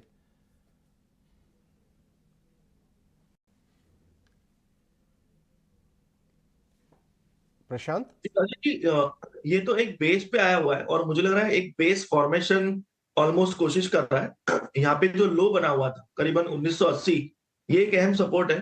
तो मुझे लग रहा है इस सपोर्ट से कोई बाय करना चाहे क्लोजिंग बेसिस स्टॉप लॉस पे, तो इनफैक्ट यहाँ पे एक लो रिस्क बाय किया जा सकता है, क्योंकि ये हम ऑलमोस्ट एक स्ट्रॉन्ग सपोर्ट पे आए। अगर ये सपोर्ट चल जाए तो आप कम से कम यहाँ से 2200 के लेवल देख सकते हो। तो मुझे लग रहा है यहाँ पे आप 1980 1985 के बीच क्लोजिंग बेसिस स्टॉप लॉस रख के स्मॉल क्वांटिटी बाय कर सकते हो। मोमेंटम 2200 के ऊपर आएगा, बट यहाँ से 2200 भी जाए तो रिस्क रिवॉर्ड काफी जस्टिफाइड है। ठीक है, 2200 रुपए तक के दायरे डेटा पैटर्न्स के लिए खुलते हुए दिख रहे हैं। लेकिन चलिए अब आपको एक निवेश वाली रणनीति बताएंगी और मुनाफे का फंडा लेकर हमारे साथ जुड़ गए हैं गिरीश सुडानी।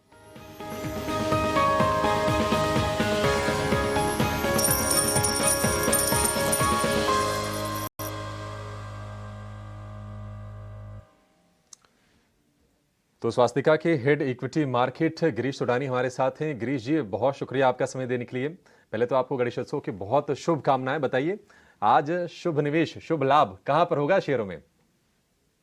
सबको गणेश चतुर्थी की सबसे पहले तो बहुत सारी शुभकामनाएं। जो दो स्टॉक्स हम लोग चूज कर रहे हैं वो अगले 3 महीने के टाइम फ्रेम के लिए, ये बेसिकली मार्केट होरिजन से रिलेटेड ही रहते हैं। तो पहला जो स्टॉक है वो है लेमन ट्री का। यहाँ से 160 प्लस का लेवल दिखाई देता है अगले 3 महीने के टाइम फ्रेम के लिए। जैसे कि हम हॉस्पिटैलिटी इंडस्ट्री में देख रहे हैं, बहुत सारी चीजें डेवलप्ड हो रही हैं। आगे 3 बड़े इवेंट्स भी लाइन अप है, जैसे कि एक वर्ल्ड कप ही बहुत बड़ा इवेंट है हमारे लिए। तो ये सारे होटल इंडस्ट्रीज को बहुत फायदा देने वाला है। तो 160 से ऊपर लक्ष्य दिखाई दे रहा है अगले 3 महीने के टाइम फ्रेम के लिए। इसका स्टॉप लॉस जो रखना है वो 100 रुपए का स्टॉप लॉस है।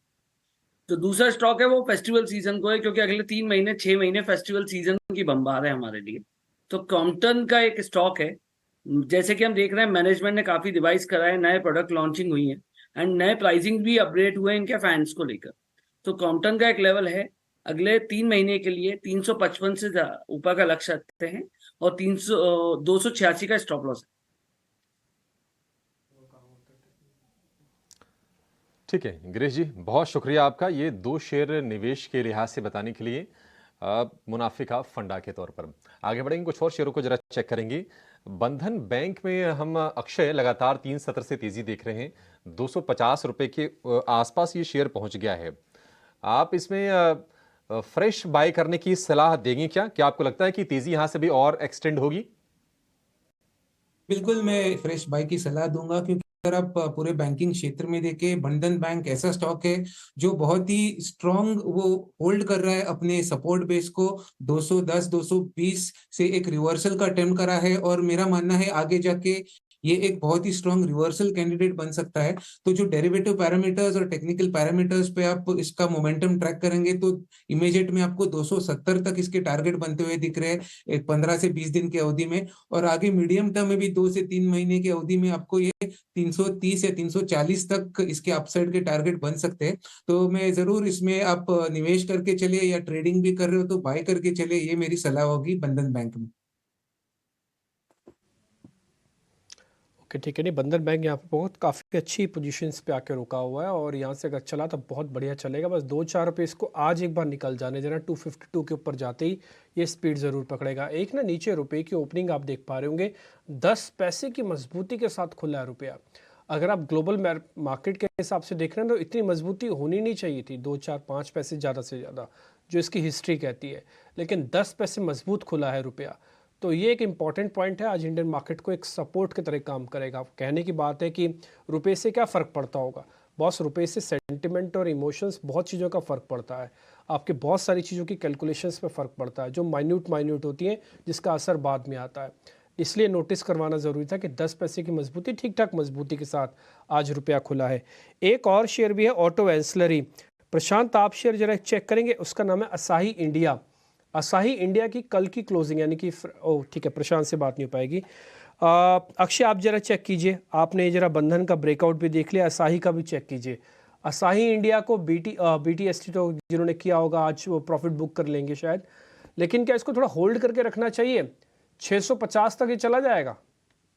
जी बिल्कुल डिम्पी जी, अगर आप लास्ट 3 हफ्ते का चार्ट एक्टिविटी देखें तो 575 और 600 यही रेंज में ये फंसा हुआ है। तो थोड़ा सा एक थमा हुआ है स्टॉक और एक ब्रेकआउट की कोशिश में है। और हमारा मानना है कि जल्दी आपको ये प्राइस रेंज का अपसाइड ब्रेकआउट कर जाएगा, जहां पे आपको 650 जिसकी बात हो रही है वहां तक ये शेयर ट्रेड हो सकता है। तो बाय कैंडिडेट रहेगा, अगर वापस रेंज में भी मिले तो एक्यूमुलेशन वाला कैंडिडेट रहेगा। 540 के नीचे नहीं जाना चाहिए, ये क्राइटेरिया इसका, तो ये आपका स्टॉप लॉस बनेगा। और जैसे मैंने कहा, आप 2 से 3 महीने की अवधि के लिए 650 प्लस के टारगेट बना के चलें। क्या बंधन भी पास हो गया, असाही इंडिया भी पास हो गया। एक शेयर मेरे पास और है, मैं वो भी जरा पता करूंगा, लेकिन इस बीच शिवांगी शारदा हमारे साथ जुड़ चुके हैं, उनसे जरा पता कर लेते हैं उनकी अपनी ट्रेडिंग कॉल्स कौन सी हैं। उसके बाद हम सुवन फार्मा के बारे में भी चर्चा करेंगे। शिवांगी, पहले तो बहुत शुक्रिया समय देने के लिए। गणपति बप्पा मोरिया आपको भी। आप मेरे को जरा बताइए आपके ट्रेड कौन से हैं? जी बिल्कुल, नमस्कार। गणपति चतुर्थी की सभी को हार्दिक शुभकामनाएं। यहाँ पे मेरा पहला पिक रहेगा PSU स्पेस में से। हमने देखा है कि बैंक निफ्टी को पीएसयू स्पेस काफी अच्छी तरह से सपोर्ट कर रहा है, होल्ड कर रहा है। तो यहाँ पे जिस तरह से इस स्टॉक ने अपना रीटेस्ट किया है 50% ऑफ द रीसेंट अपमूव, तो यहाँ पे एक अच्छा बेस बनते हुए दिखा है और अपमूव एक्सपेक्टेड है। तो यहाँ पे मेरी राय रहेगी कि हम खरीदारी करें। जो नेक्स्ट टारगेट्स बनते हुए दिख रहे हैं यहाँ पे वो है करीबन 620 के और 587 के एक स्टॉप लॉस को हम बनाए इसमें। दूसरा पिक मेरा रहेगा टीवीएस मोटर पे। पूरे ही ऑटो स्पेस में काफी एक अच्छा एक्शन देखने को मिला है और वो कंटिन्यू होते हुए दिख रहा है।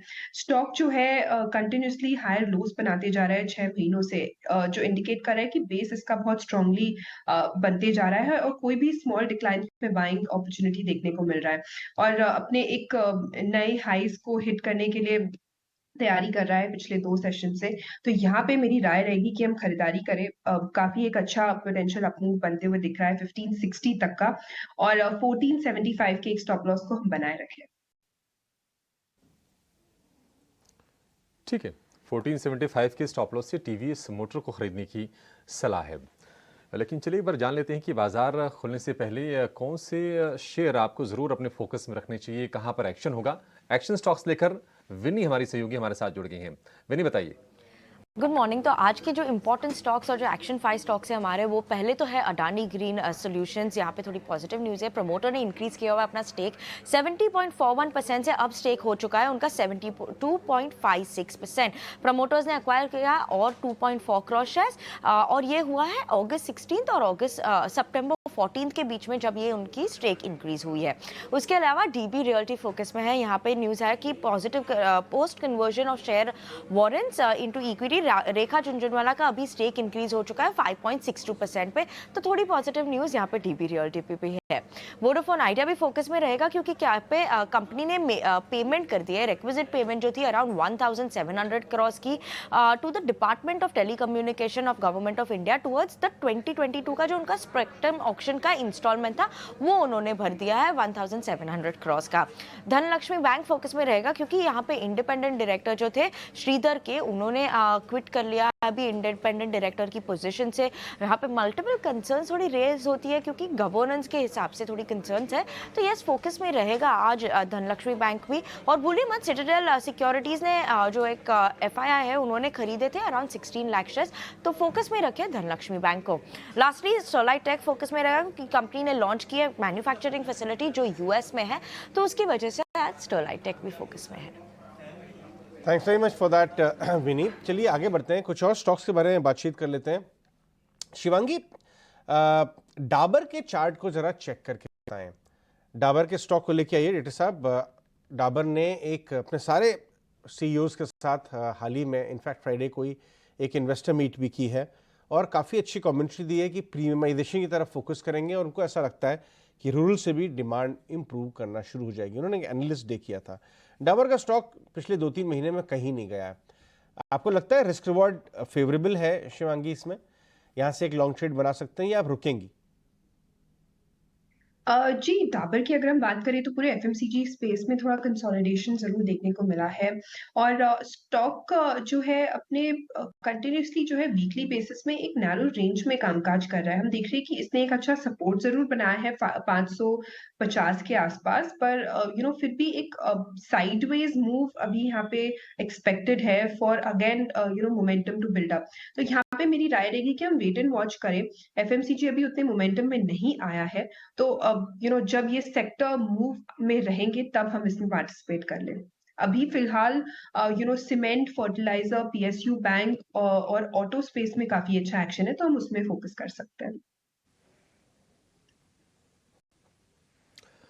शरद को अपने साथ जोड़ते हैं। क्या खबर हमारा एक सेगमेंट है, ठीक मार्केट खुलने से पहले आपके सामने रखते हैं, तो आज भी रखेंगे। शरद हमारे साथ जुड़ रहे हैं इसी खबर के साथ।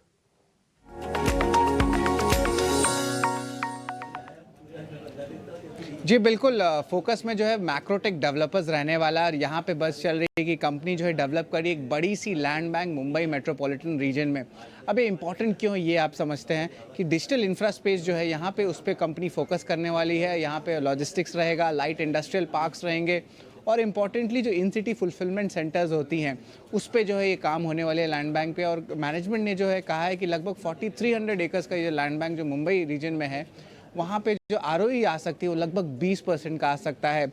ओवरऑल देखा जाए तो अगर ये जो बड़ी लार्ज इंफ्रा प्रोजेक्ट्स की कंप्लीशन जो है उनके खुद के ही प्रोजेक्ट्स के आसपास में जैसे वो कंप्लीशन होंगी तो उसके कारण जो है वो उनकी डिजिटल इंफ्रा स्पेस की जो बिज़नेस है उस पर फोकस रहने वाला रहेगा। इसके कारण जो है बाज़ार में ये हाई मार्जिन बिजनेस है, इसके ग्रोथ पोटेंशियल भी ज़्यादा है, तो इसके कारण जो है बाज़ार में जो इसमें नज़र रहेगी स्टॉक पे। ठीक है, मैक्रोटेक ये आज फोकस में रहेगा खबर के चलते ये शेयर। लेकिन बिग बोल्ड ब्रोकरेज की एक रिपोर्ट जिसके दम पर एक्शन होने की भरपूर उम्मीद होती है, ये लेकर हमारे साथ जुड़ गए हमारी सहयोगी वामाक्षी बताइए।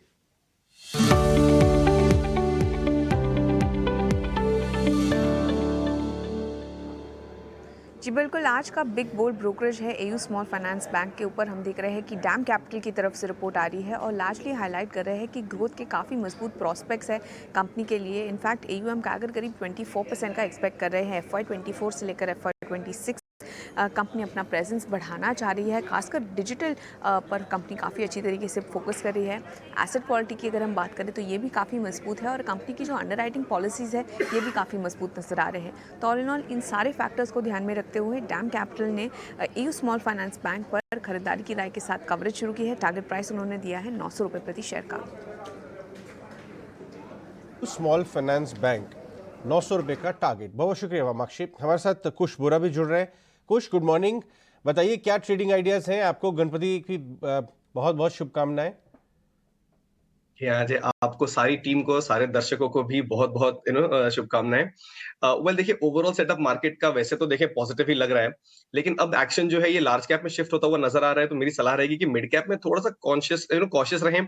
स्टॉक स्पेसिफिक आउट परफॉर्मेंस बिल्कुल जारी रह सकता है, बट हो सकता है कि जो रैली हमने देखी वो शायद थोड़े दिनों के लिए कंसोलिडेशन मोड में चले जाए मिड कैप्स में। निफ्टी, बैंक निफ्टी पे भी बायस पॉजिटिव है, बट मोमेंटम हो सकता है कि थोड़ा सा हमें कम होता हुआ नजर आए। तो इस हिसाब से जो मेरे ट्रेड्स हैं वो लार्ज कैप स्मॉल कैप के मिक्स हैं। पहला जो मेरा पिक है that is Bharti Airtel. Stock में हमने काफी लंबे समय के बाद एक स्टडी अपरन आते हुए देखा है। यहाँ पे क्रॉसओवर के बस कगार पे ही है, गोल्डन क्रॉसओवर के, तो ये भी एक पॉजिटिव ट्रिगर इसके लिए एक्ट कर सकता है। 950 965 के दो ट्रेडिंग टारगेट्स के लिए बाय करें। 920 ये आपका स्टॉप लॉस रहेगा। जो मेरा दूसरा पिक है दैट इज स्टार हेल्थ। यहाँ पे 665 680 के टारगेट्स के लिए बाय करें। 630 ये आपका स्टॉप लॉस रहेगा। सही है। In fact mid cap small cap पिछले पूरे हफ्ते अंडर परफॉर्म किए हैं और निफ्टी, बैंक निफ्टी ने ब्रेकआउट देने की कोशिश की है। उसमें एक स्टॉक है SBI, उसका रिस्क रिवॉर्ड मुझे समझना है। अक्षय, SBI को कैसे ट्रेड करेंगे आप? ज़्यादा चला नहीं है, धीरे धीरे बाकी PSU बैंक्स के साथ पार्टिसिपेशन आता हुआ दिख रहा है। 600 के करीब बंद हुआ था फ्राइडे को। जी अजय जी, स्टेट बैंक देखा जाए तो compare to other PSU bank थोड़ा स्लो मूवर रहा है, तो पॉजिटिव सेटअप है, बस उस मोमेंट कम है, मोमेंटम लैकिंग है। तो मैं कहूंगा कि एक शायद अपने को एक डिप मिल जाए जहां पे 590 595 का लेवल सही रहेगा एंट्री के लिए। बाकी ओवरऑल जो सेटअप है वो 620 तक टारगेट दे रहा है हमें। थोड़ा टाइम लग सकता है इसमें, शायद 15 से 20 ट्रेडिंग सेशन लग जाए। तो मैं कहूंगा कि आप एक डिप के लिए वेट कर लीजिए। 590 500 595 ये सही लेवल रहेगा एंट्री के लिए। 580 का स्टॉप लॉस बनेगा और अब 620 का टारगेट बना के चले, पर थोड़ा 15 से 20 दिन का टाइम दीजिए ये ट्रेड के लिए। ठीक है। खैर, मार्केट ओपन होने वाला है, फिर 1.5 मिनट के बाद मार्केट की ओपनिंग मिल जाएगी। जरा आपको निफ्टी के फ्रीज लेवल दिखा देता हूं मैं कि निफ्टी कितने पॉइंट नीचे जाके फ्रीज हुआ है। 36 पॉइंट की गिरावट के साथ निफ्टी फ्रीज हुआ है, यानी कि आपको ओपनिंग का टिक दिखेगा। आज जो दिन भर की मेहनत, कम से कम स्क्रीन देख के बात की जा सकती है कि आज 20,000 से 20,200 के बीच में निफ्टी थोड़ा मेहनत करता हुआ दिखेगा। दूसरा, बैंक निफ्टी भी 46,000 से लेकर 46,300 या मैक्स टू मैक्स 350 तक के बीच में एक ट्रेड करता हुआ दिखेगा। जब तक इन दोनों में कहीं ब्रेकआउट या ब्रेकडाउन नहीं हो तब तक कोई बड़े सौदे ना लिए जाएं। ज़्यादातर मेहमान भी आपको यही बात कह रहे हैं कि कंसोलिडेट हो सकते हैं बड़े शेयर, इंडाइसेस, आपको स्टॉक स्पेसिफिक रहना चाहिए। ये चीज़ भी इसके साथ क्लब की जा सकती है। दूसरा पॉइंट, आ जाते हैं निफ्टी के टॉप गेनर्स पे। आज आप देखेंगे टाटा स्टील पे जो खबर आई है उसने अपना इम्पैक्ट छोड़ा है, 2% गैप के साथ खोल रहा है। हालांकि हमारा एक्सपेक्टेशन था कि कम से कम 3.5 से 4% गैप आना चाहिए, बट फिर भी ठीक है, मार्केट के हिसाब से 2% गैप है, बाद में लीड कर सकता है। दूसरा भी टाटा ग्रुप का कंपनी है, वह है Tata consumers, M&M, Cipla, Adani enterprises, ये कुछ एक और शेयर हैं जो आज बढ़कर खुल रहे हैं टॉप निफ्टी काउंटर्स में से। Bhartiya Airtel, Reliance, Axis bank, TCS, HDFC bank, इन सब में करीब आधे % के आसपास की गिरावट है।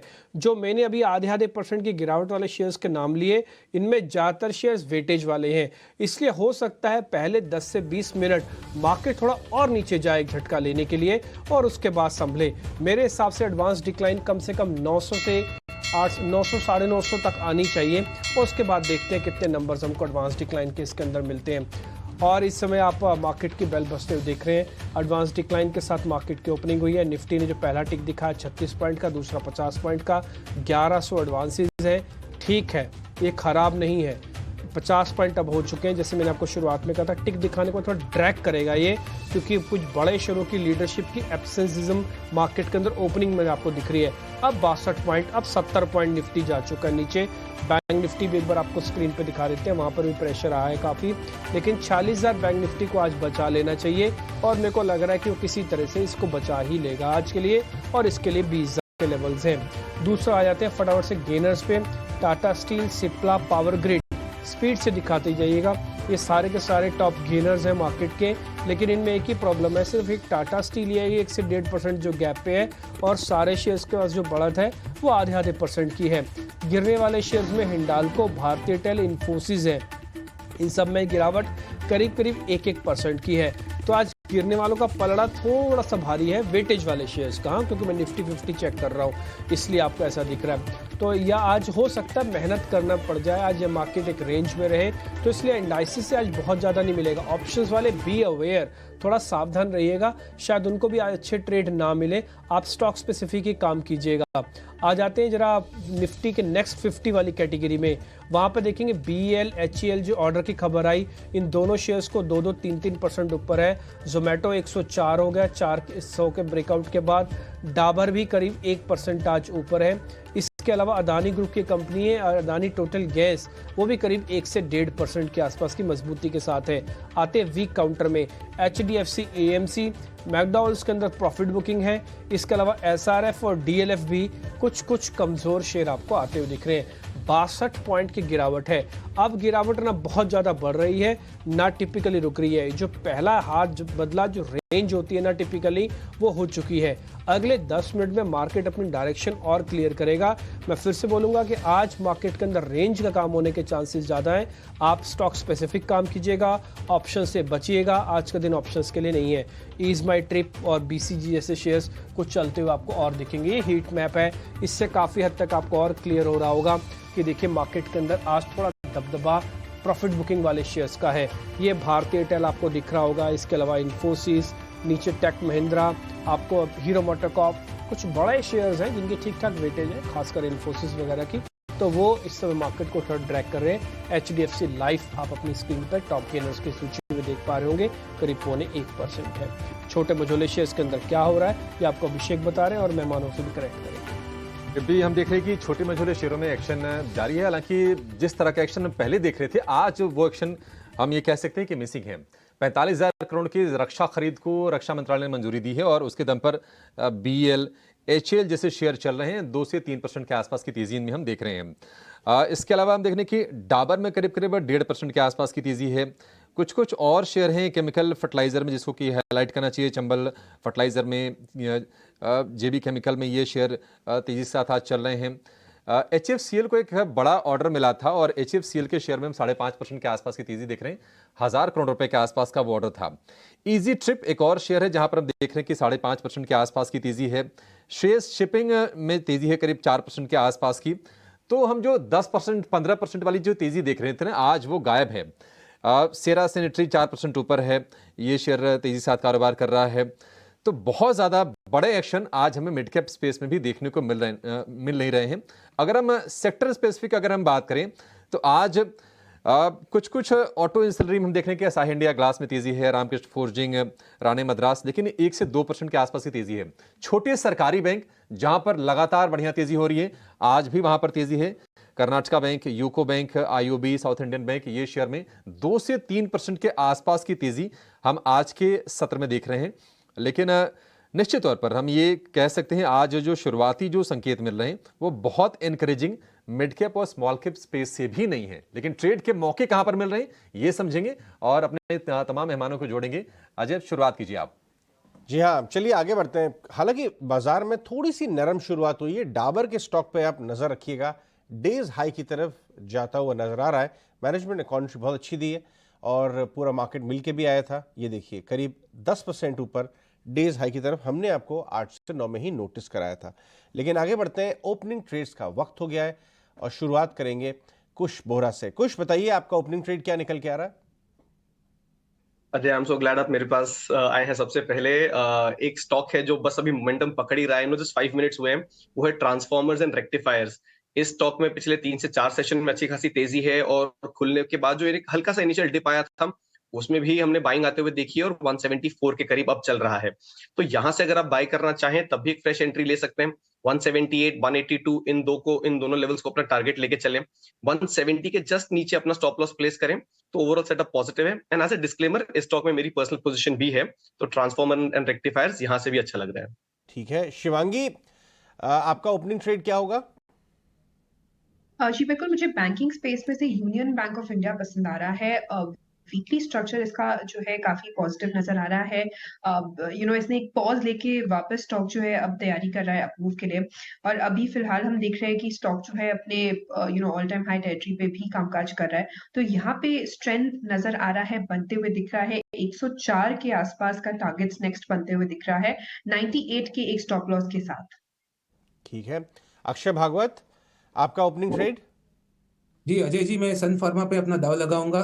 फार्मा क्षेत्र आप देखिए तो स्टार्टिंग में सिप्ला, सन फार्मा, डीवीज लैब, बहुत सारे स्टॉक्स उभर के आ रहे हैं। तो सन फार्मा ने भी एक अच्छी बढ़त ली है स्टार्टिंग के 10 मिनट के ट्रेड में। यहाँ पे मैं 1175 तक टारगेट लगाऊंगा with stop loss of 1140।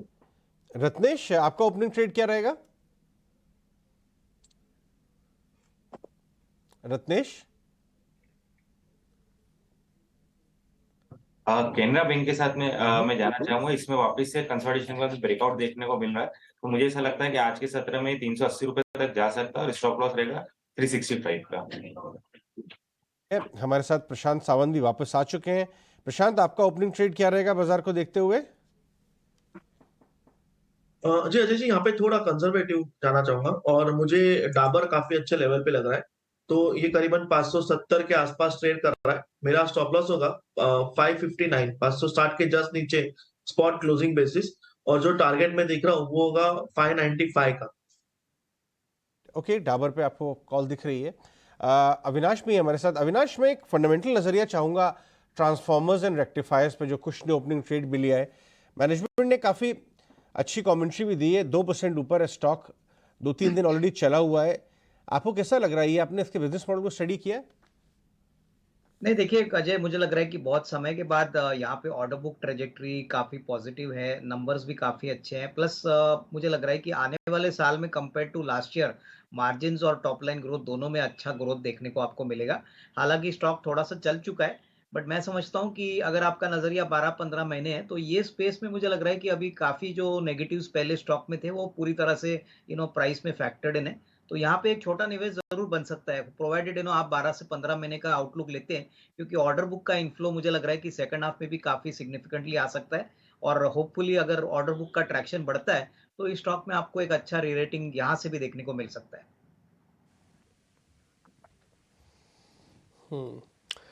Market को खुले हुए करीब करीब अब 10 मिनट होने को जा रहे हैं। इस 10 मिनट के अंदर जो मार्केट ने हाथ बदला करना था वो कर लिया। जैसे हमने आपको 60 पॉइंट पे बता दिया था कि मार्केट शायद अब ज़्यादा गिरेगा नहीं, रुक रहा है। 42-43 पॉइंट की सिर्फ निफ्टी भी रह रही है, 54 पॉइंट अब हो गए। लेकिन ज़्यादा एक्साइटेड और ज़्यादा डिप्रेस होने की ज़रूरत नहीं है। आज ऐसे ही करेगा मार्केट। अगर किसी को ऐसा लग रहा है कि वो इंडाइसिस से पैसे कमा लेगा तो आज 100 पॉइंट की रेंज के अंदर तो कमा लेगा, इससे ऊपर रेंज भी नहीं मिलेगी। तो आप इस चीज़ के लिए थोड़ा बी अवेयर रहिएगा। आज निफ्टी 46,200 के ऊपर भी नहीं लग रहा और 40,000 को ब्रेक नहीं करेगा ऐसा भी, और आप इस 100 पॉइंट के अंदर ही ट्रेड देखेंगे। बैंक निफ्टी के अंदर ना सिचुएशन ये है कि 8 बड़े शेयर्स जो है वो थोड़ा कमज़ोर हैं, इसलिए बैंक निफ्टी को थोड़ा और मेहनत करनी पड़ेगी। कम से कम अपने प्रीवियस लेवल पे तो लेके आए, उसके बाद फिर ब्रेकआउट आएगा, क्योंकि HDFC, एक्सिस और ICICI शुरुआत में सपोर्ट नहीं कर रहे हैं। इन तीनों बैंकिंग पर आप ज़रूर क्लोजली वॉच कीजिएगा। अब आ जाते हैं शेयर्स पे कि कहाँ पे शुरुआती मोमेंटम है। असाही इंडिया मैंने अब मार्केट खुलने से पहले पता किया था, ठीक खुला है वो शेयर, इंस्पाइट ऑफ दिस की बाजार के अंदर गिरावट है। एक बार मैं अक्षय वापस आपके पास ही आ रहा हूँ। असाही इंडिया के अंदर ये जो 20 रुपये की शुरुआती तेज़ी आई है, ये इंट्राडे प्रॉफिट बुक करे बाहर निकले या फिर भी और चलेगा?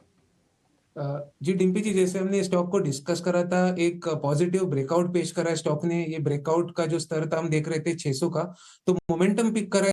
मैं कहूंगा कि आप फ्रेश री एंट्री भी कर सकते हैं अगर आपका नजरिया 1 से 2 दिन के लिए है, क्योंकि ये 600 का स्तर अभी सपोर्ट बन जाएगा इसके लिए। ऊपर में 640 तक आप टारगेट बना के चले तो बाय करें, अगर बाय किया हुआ है तो होल्ड करें। 590 तक स्टॉप लॉस बनाए और 640 के टारगेट के लिए ये रैली राइड की।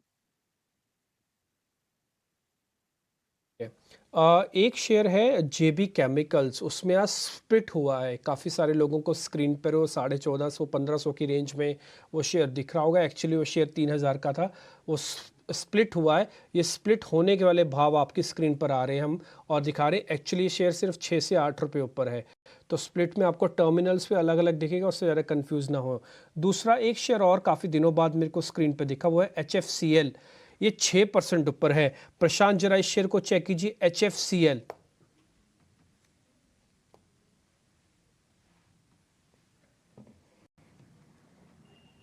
जी डिम्पी जी, अगर मैं HFCL के चार्ट को देखूं तो इसने एक 20 दिनों के एवरेज पे सपोर्ट लिया था। दूसरी बात, जो डिप आई थी वहां पे सेलिंग में वॉल्यूम्स बिल्कुल भी नहीं थे, तो मुझे लग रहा है आज का पैटर्न बहुत ही ज्यादा पॉजिटिव है।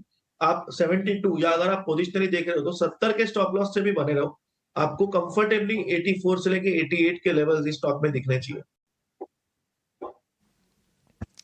ठीक है, 88 के लेवल HFCL में आपको दिखेंगे। रत्नेश जी जरा PNB को फिर से चेक कीजिए, क्योंकि हम देख रहे हैं कि लगातार तेजी बनी हुई है और आज तो 72-73 रुपए के आसपास का भाव PNB का भी हो गया।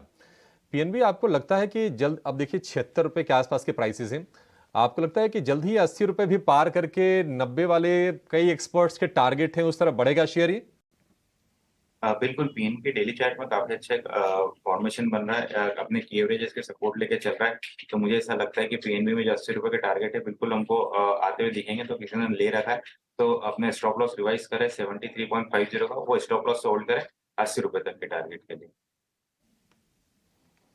ठीक है, 80 के टारगेट PNB के लिए। एक और बैंकिंग काउंटर पर ही राय चाहूंगा आपसे अक्षय। यूको बैंक, लगातार हम तेजी देख रहे हैं यूको बैंक के शेयर में। 40 रुपए के ऊपर जाकर नहीं ये सस्टेन कर रहा है। आपको कितनी संभावना दिखती है कि ये लेवल को बनाकर रखेगा 40 रुपए के? इसका सपोर्ट आप कहां पर देख रहे हैं और अभी आपको कितनी तेजी लग रही है यूको बैंक के शेयर में? जी अभी 38 का ब्रेकआउट करा था यूको बैंक ने, वहां से मोमेंटम पकड़ा है इसने। तो ये टारगेट तो बहुत बड़े निकल के आ रहे हैं इसके, करीबन आप देखेंगे तो 55 तक ओवरऑल टारगेट बन रहे हैं, क्योंकि एक राउंडिंग बॉटम बुलिश पैटर्न का ब्रेकआउट करा है उसने। तो बाय है, पर अगर आप फ्रेश बाइंग का टाइमिंग करना चाहते हैं और आपका नजरिया शॉर्ट टर्म है तो आप 38 या 39 के स्तर के लिए वेट कीजिए। अगर आप 2 से 3 महीने के अवधि के लिए देख रहे हैं तो करंट रेट पे बाय कर लीजिए। एवरेज भी कर सकते हैं आप 38 में। ये ट्रेड में आप 32 तक स्टॉप लॉस बनाइए और 55 के स्तर के लिए आप बने रहिए। PSU बैंक्स को छोड़ के बाजार में ओवरऑल देखें तो दबाव बन रहा है। इनफैक्ट इतनी बड़ी पॉजिटिव न्यूज़ के बाद भी टाटा स्टील का स्टॉक लाल निशान में पहुंच गया। लेके आइए डाक्टर साहब, इंट्राडे टाटा स्टील आपको दिखाई देगा कि उससे मुनाफा वसूल सी आई है। 1-1.5% हुआ, हरे निशान में खुला, उसके बाद फिर नीचे। बहुत नरम टाइप का रिएक्शन था। इसमें कोई ट्रेड है क्या, खुश या अवॉइड टाटा स्टील? बिल्कुल सेटअप पे है। यही जिस तरह से बता रहे हैं, सुबह का जो हाई बन रहा है उसके बाद थोड़ा सा सॉफ्टनेस के साथ ट्रेड कर रहा है, तो थोड़ा सा वेट करें। एक इसका कंजेशन जोन है यहीं पे 128 से लेके 132 का जो जोन है, यहाँ पे स्टॉक ने काफी टाइम स्पेंड किया है। तो मैं कहूंगा कि इस रेंज में स्टॉक को एक बार सेटल होने दें, फिर यहीं से मुझे लग रहा है कि वापस एक नई रैली की शुरुआत होगी जो स्टॉक को 140 के ऊपर भी लेके जा सकता है। तो मेरे लिए यहाँ पे सेटअप जो है फिलहाल बाय ऑन डिप्स का है, बट बिकॉज थोड़ा सा प्रेशर है और ओवरऑल मार्केट में भी हल्की सॉफ्टनेस हम देख रहे हैं, मैं कोई बहुत जल्दबाजी नहीं करूंगा। I let the stock probably rebound once from these levels और फिर वहां से एक बाइंग इनिशिएट करेंगे। एसबीआई में जैसा कि अनुमान था और हमारे पैनलिस्ट ने भी आपको बताया था, नरमी के साथ खुला, उसके बाद तेजी पकड़ता हुआ नजर आ रहा है। एसबीआई अब डेज हाई पे। अक्षय भागवत ने ये मुझे बताया था कि देखिए ये लैग कर रहा है दूसरे पीएसयू बैंक, लेकिन कहीं ना कहीं रफ्तार पकड़ सकता है। एक बार वापस से इसको चेक कर लेते हैं इंट्राडे। शिवांगी, आप चेक करके बताइए इस बार एसबीआई का इंट्राडे टारगेट क्या हो सकता है, और अगर मैं 8-10 दिन इसको ट्रेल करना चाहूं तो कहां पे स्टॉप लॉस लगा के क्या पॉसिबिलिटी है ऊपर में? क्या ये 610 615 जा सकता है? जी बिल्कुल, एसबीआई में मोमेंटम अच्छा है और बाइंग इसमें बरकरार दिख रही है, कंसोलिडेट कर रहा है, पर स्टॉक जो है एक अच्छी तैयारी कर रहा है अपमूव के लिए। तो यहाँ पे अगर इंट्राडे पर्सपेक्टिव से अगर हम बात करें तो एक क्लोज टारगेट जो है वो बनते हुए दिख रहा है अराउंड 612 का, और फिर इवेंचुअली 620 तक के लिए लग रहा है स्टॉक, और 590 के एक क्रूशियल लेवल को हम ध्यान रख सकते हैं। ये एक मेक और ब्रेक लेवल्स जो है वो तय रहेगा। आज क्यों होगा मार्केट लैकलस्टर? उसमें काफ़ी हद तक हमने आपको इंडिया विक्स पे भी दिखाया था। एक बार विक्स में वापस से दिखा देता हूँ आपको। 3-3.5%, अब 4% के आसपास की तेज़ी भी इंडिया विक्स पे चल रही है। अभी ब्रेकआउट नहीं हुआ, अभी 12.5-13 पे जाके कुछ कंसर्न आएंगे। दूसरा पॉइंट है, जरा एडवांस डिक्लाइन भी आप दिखा दीजिए टोटल शेयर वाली, जिसमें F&O, NSE और BSE होते हैं। उससे आपको थोड़ा और क्लियर हो जाएगा कि मार्केट के अंदर आज सिर्फ एक चर्न होगा बड़े इंडाइसिस में। आपको छोटे शेयर्स तो दिख रहे हैं लेकिन बड़े इंडाइसिस में चर्न होगा। अगर आप NSE और BSE देखेंगे ना तो आपको देखेंगे, तस्वीर देखिए, आपको थोड़ा ज़्यादा सुधरी हुई दिखेगी। लेकिन जैसे F&O शेयर्स में आ रहे हैं तो 116 का डिक्लाइन है विद गैप डाउन। अब दिन भर की प्रोसेस ये होगी कि डिक्लाइंस को कम करना, एडवांसेस को बढ़ाना है, इसलिए मार्केट चर्न करता रहेगा। खैर एनी हाउ, अलग अलग स्टॉक्स जरा और पकड़ते हैं। 2-4 शेयर ऐसे हैं जो रुक से गए हैं। क्या हम अपना टाइम तो नहीं खराब करेंगे अगर उस शेयर के अंदर हैं तो? उसमें से एक शेयर है प्रशांत IEX। इससे बहुत उम्मीद थी, 130 के बाद 134 135 तक गया, लेकिन ये शेयर रुक गया है। तो जिनके पास भी पोजीशंस पड़ी हैं अभी, वो अपना टाइम खराब कर रहे हैं, या फिर अभी ये चलेगा एक ही दिन में 10% ऊपर? जी, एक दिन में 10% तो डिम्पी जी मुझे फिलहाल इस पैटर्न को देख के लग नहीं रहा है, बट डेफिनेटली एक अच्छे लेवल पे है। तो आपको 129.50 यानी 130 स्पॉट के नीचे क्लोजिंग बेसिस स्टॉप लॉस रख के बने रहना है। फ्रेश बाइंग अगर आप करना चाह रहे हो तो मत कीजिए, बट क्योंकि मैं इस हफ्ते को एक वोलाटाइल हफ्ते के जैसा देख रहा हूँ, जैसे कि मैंने शुरुआत में ही कहा, तो मैं लॉन्ग्स अवॉइड करूंगा। और यहाँ पे अगर आपके पास पोजीशन है तो आप 129.50 spot closing basis stop loss रख के बने रहिए। यहाँ से अगर ये पिकअप हो जाए तो अगर जो स्विंग हाई बना हुआ था करीबन 140-45 वहां तक जा सकता है।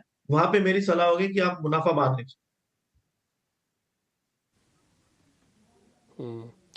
एक और शेयर सेगमेंट भी है, एक्चुअली सेगमेंट बोलूँगा, वह अडानी ग्रुप के शेयर्स। आज खुले सारे ठीक थे, लेकिन उसके बाद धीरे धीरे करके ज़्यादातर अडानी ग्रुप के शेयर्स नीचे आ गए। Adani enterprises, port, power, Ambuja, ये सभी के सभी आप शेयर्स का चार्ट देखेंगे ना तो डेज हाई से डेज लो की जर्नी की तरफ आपको आते दिखेंगे। शिवांगी, इसमें अडानी एंटरप्राइजेस को रेट कैसे करते हैं? जब तक ये 2500 या 2490 ब्रेक नहीं करेगा, किसी भी आदमी को इसके अंदर टिके रहना चाहिए। जी, इस पूरे ग्रुप के स्टॉक्स में हमने देखा है कि ये काफी वॉलेटाइल है, स्विंग्स भरा रहता है। तो मेरी राय रहेगी कि मैं इस पे टिप्पणी ना दूं, क्योंकि स्टॉक्स जो है काफी स्विंग्स भरे हुए रहते हैं।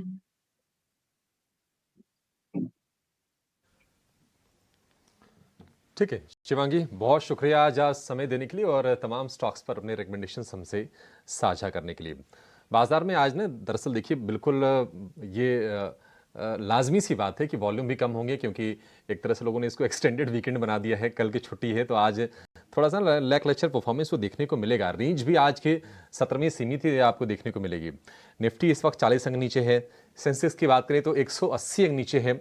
निफ्टी बैंक की अगर हम बात करें तो 113 अंकों की गिरावट के साथ निफ्टी बैंक में कामकाज हो रहा है।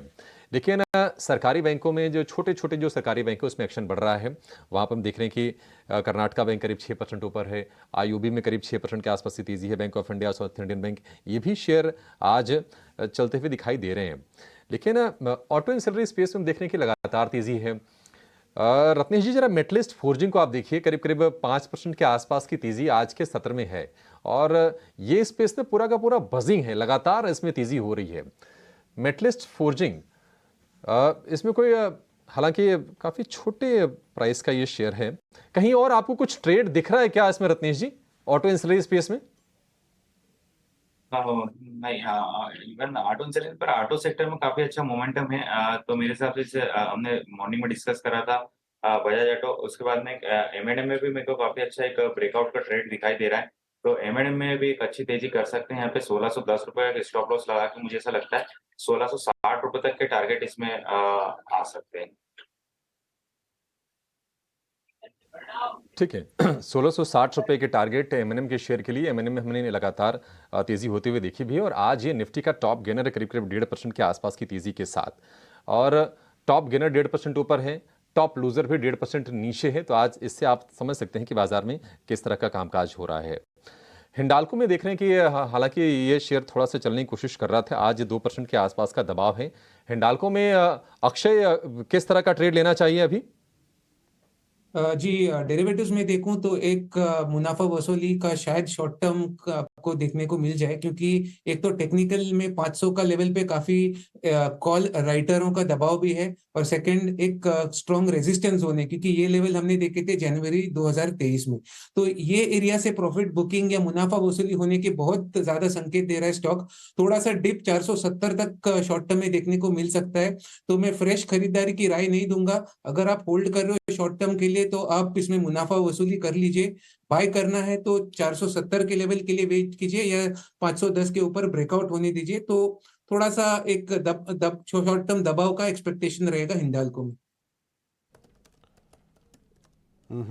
इनफैक्ट डिम्पी जो कह रहे हैं कि बाजार में एक दबाव जैसा दिख रहा है, उसका एक बड़ा कारण है रिलायंस का पार्टिसिपेशन का ना होना। फ्राइडे को आपने जरूर देखा था, डेज हाई बंद हुआ था 1% ऊपर, लेकिन आज रिलायंस डेज लो पे है, 0.5% नीचे, 10-12-13 रुपए नीचे, और बाजार के ऊपर एक तरह का प्रेशर बना रहा है। कहीं ना कहीं ये जब तक पार्टिसिपेट नहीं करेगा, निफ्टी 20,200 के ऊपर नहीं क्लाइम कर पाएगा। रत्नेश, आप बताइए किस लेवल्स पे आके रिलायंस में ट्रेड करें? इसके लैकलस्टर प्रदर्शन को आप कैसे रीड करेंगे? नहीं, मुझे ऐसा लगता है कि रिलायंस में भी कंटिन्यू कंसोलिडेशन बना रहेगा। थोड़ा बहुत भी अगर कहीं नीचे यहाँ से मान लीजिए 2410-2400 रुपए के आसपास में आता है तो एक वो वापस से अच्छी खरीदारी का मौका बन जाएगा। वहाँ पे 2380 का स्टॉप लॉस लगाएंगे। ऊपर में जो टारगेट अगर 2410-2420 से पलटता है तो 25 रुपए तक का टारगेट बनेंगे। तो ओवरऑल ऐसा लगता है कि अभी ये रेंज में घूमेगा 100 रुपीज का, 25 रुपए वो जल्दी तोड़ेगा नहीं, नीचे 2400 रुपए जितनी जल्दी तोड़ेगा नहीं। तो ओवरऑल इस रेंज में ट्रेड करेगा। तो इस रेंज में ही जब भी मिले वहाँ पे खरीदारी के मौके रहेंगे। आपको हम हमेशा से 2 शेयर्स बताते रहे हैं और उन दोनों शेयर्स की अब तक की परफॉर्मेंस काफ़ी अच्छी रही है। आज भी मेट्रोपॉलिसिस हमने आपको बताया था कि लॉन्ग कीजिए। काफ़ी सारे लोगों को ऐसा लगा होगा कि शेयर तो गैप डाउन खुला और उसके बाद ये शेयर अभी नहीं चलेगा। देखिए, गैप डाउन खुला था, इसमें कोई दो राय नहीं है, लेकिन उसके बाद इसने स्पीड पकड़ ली और उसके बाद अभी ये बाकायदा 2-2.5 रुपये ऊपर भी आ चुका है, यानी कि आपको एक अच्छा मौका मिला है। देखिए, हम जो शेयर्स आपको दे रहे हैं ना, उसके रिस्क रिवॉर्ड ठीक है और ये शेयर थोड़ा रखने वाला है। ये एक दिन में नहीं चलेगा, आप इसको रख लीजिए। मेरा अपना मानना, मेरी अपनी कैलकुलेशन ये है कि कम से कम 10% की कैपेसिटी है इसमें चलने की। अनटिल अनलेस कोई बुरी खबर ना आ जाए फिर तो और चल जाएगा। अगर नहीं भी आती ना तब भी कम से कम 5% ये शेयर चलने की कैपेसिटी है। प्रशांत जी, एक बार जरा आप चेक कीजिए। मेरे को इसका बेस बहुत बढ़िया लगा, जो इसने स्ट्रॉन्ग बेस बना रखा है। 50 दिन 200 दिनों की एवरेज का टिपिकली ब्रेकआउट भी है। आप जरा देख के बताइए, इसको होल्ड करके रखें ना हम। डिम्पी जी, 2 चीजें यहाँ पे, जो शुक्रवार को हाई बना हुआ था 1520, वहां पे स्ट्रॉन्ग बिकवाली नजर आ रही है। उसी के साथ आज के लो के यहाँ स्ट्रॉन्ग खरीदारी भी। तो मेरी सलाह होगी, सिर्फ जिनके पास एग्जिस्टिंग लॉन्ग्स है वो बने रहे। आपका स्टॉप लॉस होना चाहिए 1435, 1435 spot closing basis. But fresh खरीदारी में थोड़ा अवॉइड करूंगा, क्योंकि हम एक रेजिस्टेंस के बहुत ही नजदीक है। तो मेरी सिर्फ सलाह होगी एग्जिस्टिंग लॉन्ग्स ही बने रहे। स्टॉप लॉस होगा 1435 स्पॉट क्लोजिंग बेसिस। ओके ठीक है, तो यानी कि जिनके पास पोजीशंस हैं उनके लिए तो लॉन्ग है, लेकिन जो अभी लेना चाहते हैं पोजीशंस अभी ना लें, क्योंकि थोड़ा मार्केट शायद अभी जिटर करेगा और उसके हिसाब से अभी आप थोड़ा इसको अवॉइड करने की कैटेगरी में डाल रहे हैं। एक शेयर मेरे लिस्ट में और भी है आज, उसका नाम है IRB इंफ्रा। इनफैक्ट हमने 1-2 दिन पहले भी इसके बारे में जिक्र किया था कि शेयर अच्छा स्ट्रॉन्ग बेस बना हुआ है, 36 की तरफ बढ़ने वाला शेयर है। आज चल गया इसका रेट 32 साढ़े 32 का। एक बार आप चेक करेंगे इसमें खुश IRB इंफ्रा। मैं 36 से पहले माल नहीं बेचूंगा, तो मैं क्या सही फैसला ले रहा हूँ? फिर इस केस में मेरा स्टॉप लॉस क्या होगा? तो देखिए ओवरऑल सेटअप के हिसाब से तो पॉजिटिव ही लग रहा है। इसका जो एक बेस है वो 29-30 के जो लेवल्स हैं इसके आसपास काफी स्ट्रॉन्ग बना हुआ है। तो मेरे हिसाब से यहाँ पे एक फ्रेश एंट्री भी ले सकते हैं। 36 is a fair enough target in the near term इसके लिए, और वो क्रॉस करता है तो आप 40 के भी लेवल्स आने आते हुए देख सकते हैं। But that will probably be a few weeks by the time we see those levels.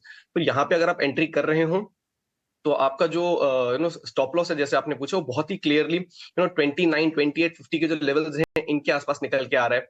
इन्हीं लेवल्स को क्रॉस करने में थोड़ी सी इसको मशक्कत लगी थी पहले, तो अब यही लेवल सपोर्ट के तौर पे एक्ट करेंगे। तो 28, 50 के करीब अपना स्टॉप लॉस रखिए। 36 और 40 के जो 2 लेवल्स हैं ये टारगेट्स होंगे आपके लिए। बट हो सकता है कि थोड़ा सा आपको इसमें पेशेंस रखना पड़े। मोमेंटम रहता है स्टॉक में, बट प्रॉफिट बुकिंग भी साथ में अलोंग द वे आती रहती है। तो थोड़ी वॉलेटिलिटी के लिए अगर तैयार हो तब स्टॉक में एंट्री करें। ठीक है, IRB इंफ्रा वॉलेटिलिटी इसमें देखने को मिल सकती है। लेकिन एक और शेयर जिस पर आपसे राय चाहेंगे अक्षय, वो है SRF का। हम देख रहे हैं कि ये शेयर 2% कमज़ोर है, और बाकी अगर हम केमिकल कंपनियों से अगर इसको तुलना करेंगे ना तो यहाँ पर थोड़ी सी कमजोरी वाला ट्रेंड है। SRF में आप रिवर्सल कब देख रहे हैं? स्ट्रॉन्ग वाला रिवर्सल कब आएगा इसमें? जी, इसका अगर मैं थोड़ा लॉन्गर टर्म चार्ट पैटर्न देखूं तो एक रेंज में कंसोलिडेट हो रहा है, जहां पे 2200 का lower end of the range है और 2800 का अपर एंड ऑफ द रेंज है। अगर आप इसका प्राइस एक्टिविटी अगस्त के एंड से देखें तो एक रिवर्सल पेश करा था, केमिकल क्षेत्र ने एक रिवर्सल अटेम्प्ट करा था और SRF ने भी काफी स्ट्रॉन्ग गेन्स रजिस्टर करे थे। अभी जो गए 3 दिन में मुनाफा वसूली का दौर है, मेरे हिसाब से ये आपको दूसरा बाइंग का अपॉर्चुनिटी वापस पेश कर रहा है।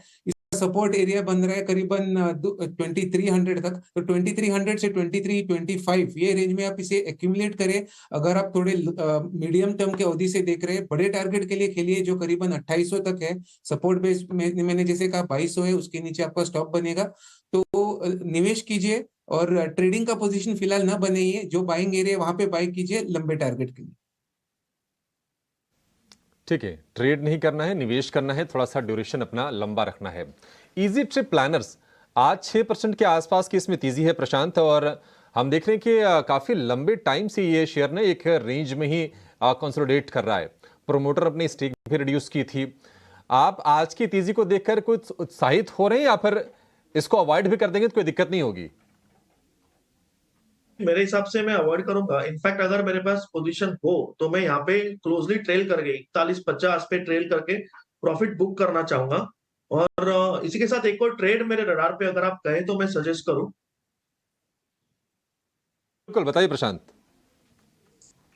तो यहाँ पे एक्सिस बैंक में बिकवाली की जा सकती है। अगर आप फ्यूचर्स में देख रहे हैं तो मेरे हिसाब से 1037 के स्टॉप लॉस से बिकवाली की जा सकती है। मुझे लग रहा है ये स्टॉक अभी करीबन 995 के लेवल तक आ सकता है। तो मुझे एक अच्छा सेटअप लग रहा है रिस्क रिवॉर्ड के हिसाब से।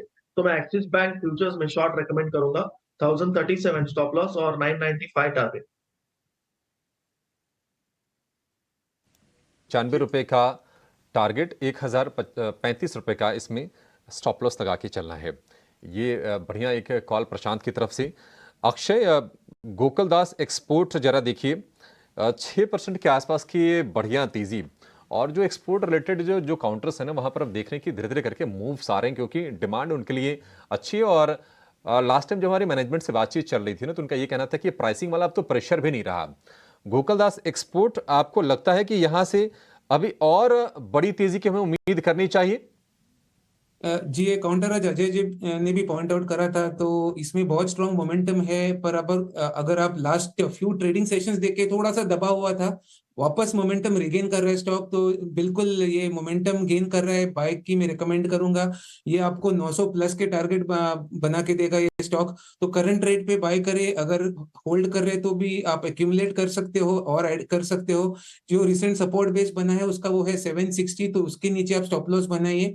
और जैसे मैंने कहा मोमेंटम इसको 900 के ऊपर टारगेट तक ये ट्रेड स्टॉक को पहुंचा सकते हैं। सवा घंटे के बाद देश के प्रधानमंत्री नए सदन में आज संबोधन करेंगे। स्पेशल सेशन रखा गया, ये नए सदन में होगा। उससे पहले कल ध्वजारोहण वगैरह भी हुआ वहाँ पे। तो आज ये जो स्पेशल सेशन रखा गया, इसमें पीएम जो संबोधन करेंगे उसको सब लोग काफ़ी गौर से सुनेंगे। आपको मालूम है कि देश के प्रधानमंत्री कई बार जब बोलते हैं तो थोड़ा मार्केट के ओरिएंटेड चीज़ें भी निकल जाती है। लास्ट टाइम पे आपको सदन का ध्यान होगा जब उन्होंने सरकारी कंपनीज़ के बारे में बोला था, अगले दिन सारी सरकारी कंपनीज़ अच्छे से खुली थी। तो हो सकता है आज भी थोड़ा मोमेंटम आ जाए। मार्केट थोड़ा अपने आप को हील करने की कोशिश कर रहा है। जो सुबह 60 पॉइंट का लॉस था वो सिर्फ अभी 22 पॉइंट का रह गया। यही बात सुबह हमने जब 62 पॉइंट आए थे ना, तब हमने आपको बताया था कि शायद अब मार्केट इंट्राडे बेसिस पर नहीं गिरेगा। तो क्या इसका मतलब बाज़ार को ख़रीद लें? तो उसका जवाब भी ना है।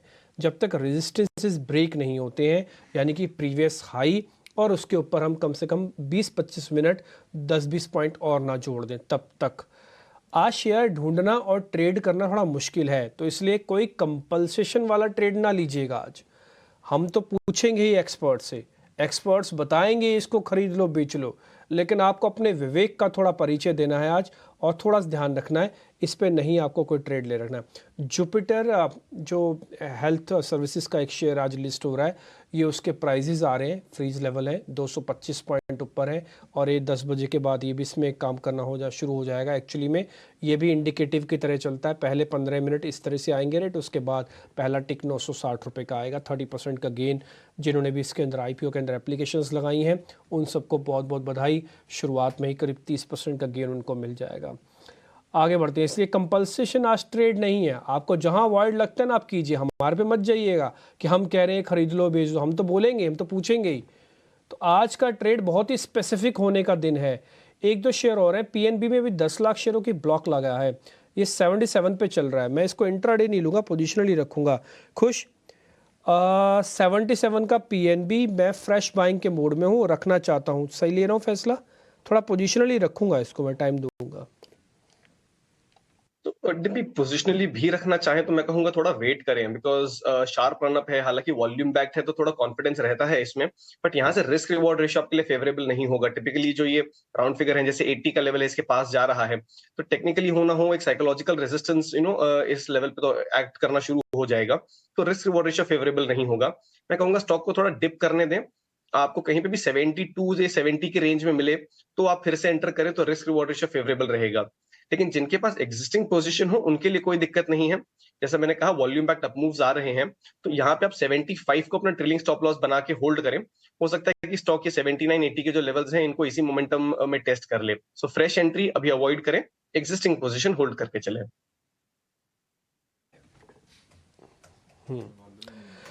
ठीक है, सोनी पटनायक इस बीच हमारे साथ जुड़ रहे हैं क्योंकि आपको ऑप्शंस के सौदे भी बताने हैं, इसलिए आज ऑप्शंस का चैंपियन सोनी पटनायक आपको बता रही हैं।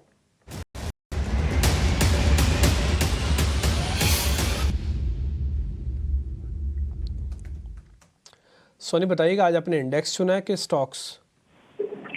जी, आज हमने स्टॉक चुना है। स्टॉक है M&M में अगर हम देखेंगे वीकली चार्ट पे भी ब्रेकआउट आ गया है 1610 के ऊपर, और आज शॉर्ट कवरिंग मॉर्निंग पहले 5 मिनट में शॉर्ट कवरिंग था, उसके अभी वो कन्वर्ट हो रहा है धीरे धीरे लॉन्ग बिल्टअप पोजीशन में।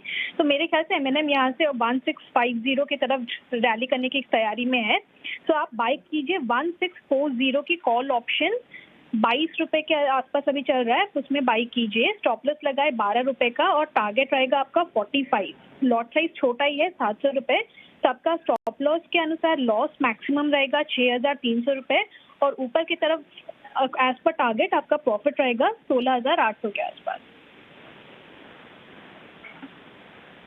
सोनी पटनायक, सोनी का व्यू है M&M की 1640 वाली कॉल खरीदनी है 20 से 22 रुपए के बीच में, लक्ष्य 45 का और स्टॉप लॉस ₹12 का। बिल्कुल सिंपल आपके लिए कॉल है। अधिकतम फायदा 16,800, अधिकतम नुकसान है उसके ऑलमोस्ट आधे से भी कम 6,300 का। और एमएनएम हम देख रहे हैं कि आज ये निफ्टी का टॉप गेनर है, 2% के आसपास की तेजी भी शेयर में हो रही है।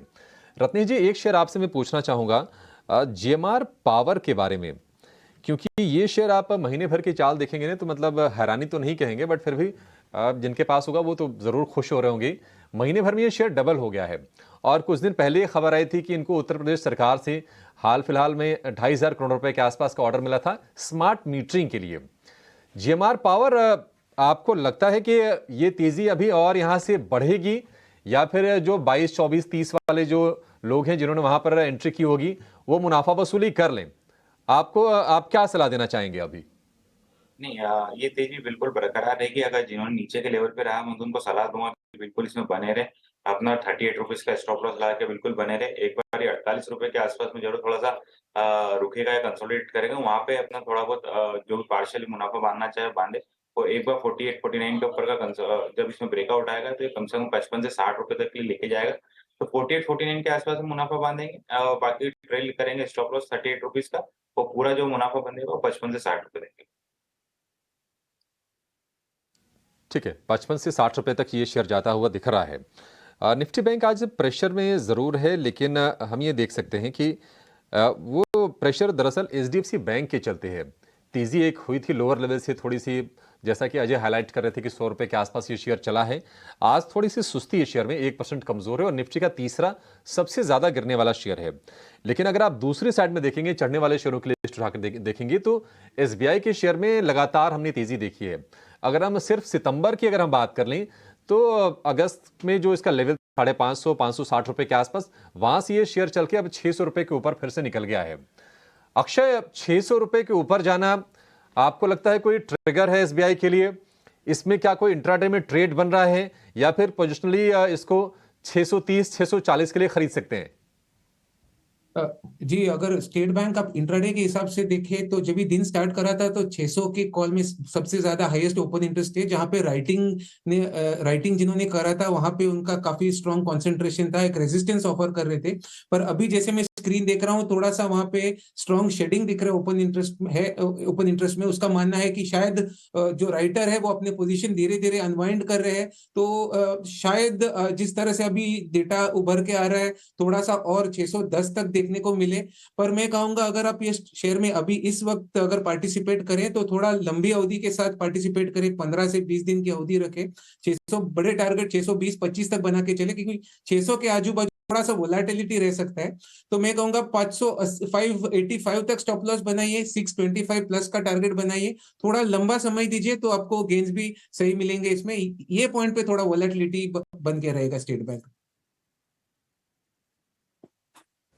ठीक है, आपको ध्यान ही है कि 2024 के अंदर आम चुनाव होने हैं लोकसभा के, और उससे पहले कई राज्यों में भी चुनाव का बिगुल बजने को है। और आज तो बाकायदा 11 बजे देश के प्रधानमंत्री नए सदन में पहली बार अपना भाषण भी रखेंगे। इससे पहले भी कुछ तस्वीरें आ चुकी हैं, लेकिन वो इनॉग्रल तस्वीरें थी। आज प्रॉपर सेशन होगा जिसमें विपक्षी पार्टी भी पार्टिसिपेट करेंगी। कल ध्वजारोहण भी हुआ। इन सबको ध्यान में रखते हुए तो आपके माइंड में क्वेश्चन चल ही रहा होगा कि जब इलेक्शंस हैं तो इलेक्शंस में काफ़ी कैंपेनिंग की जाती है और वो खर्चा काफ़ी हद तक मीडिया कंपनीज के बुक्स में भी आता है। तो ये क्वार्टर उनके लिए काफ़ी बेहतर रह सकता है, या मैं बोलूँगा अगली छमाही उनके लिए काफ़ी बेहतर रह सकती है।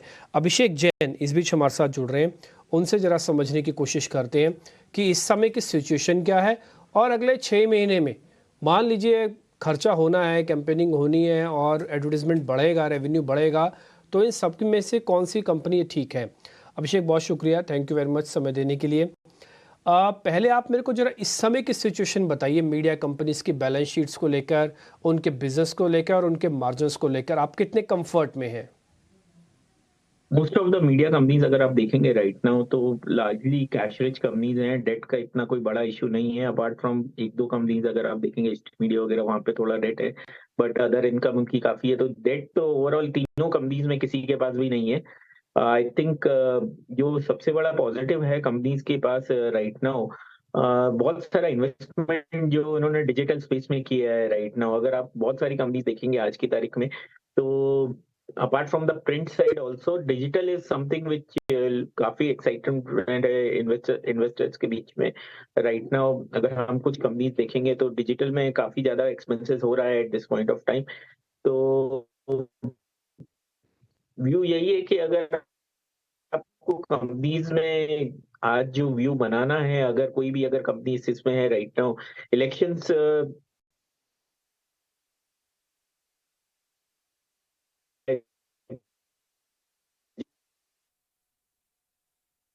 क्या आपसे ये जानना चाहेंगे, आप हाईलाइट कर रहे हैं बार बार कि डिजिटल स्पेस में जो कंपनीज अपना पेनिट्रेशन बढ़ा रही हैं उनको फायदा हो रहा है। अगर इस हिसाब से हम देखेंगे, क्योंकि जितनी सारी की सारी कंपनियां, सबका डिजिटल विंग होता है, सारे कहीं न कहीं अपना कैपेक्स कर भी रही हैं उसको अच्छे से ग्रो करने पर, तो वेल प्लेस्ड कौन सी कंपनियां हैं, कौन सी कंपनीज ऐसी फिलहाल हैं जिनके बारे में आपको लगता है कि उनको एज है, वहां हमें ज्यादा फोकस करना चाहिए?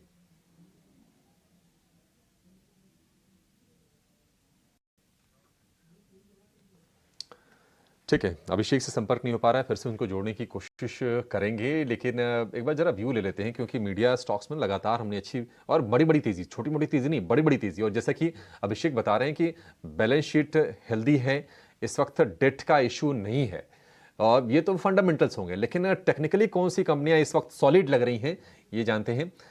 रत्नेश जी बताइए, हमने डीबी कॉर्प, जागरण प्रकाशन समेत तमाम शेयरों में हमने अच्छी खासी तेजी बनती हुई देखी है। आपके हिसाब से अगर कुछ चुनना हो तो अभी ट्रेड के लिहाज से कहीं मौके बन रहे हैं या नहीं बन रहे, बता दीजिए।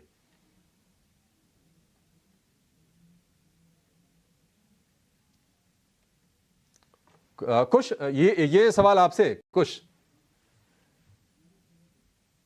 अभिषेक देखिए, जैसे आप बात कर रहे थे तो मैं इन कुछ स्टॉक्स के चार्ट्स चेक कर रहा था।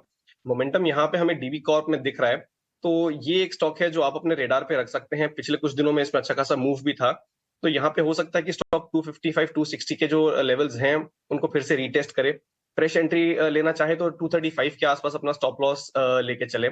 साथ ही साथ एक स्टॉक जो ब्रेकआउट के कगार पे है वो है जागरण प्रकाशन।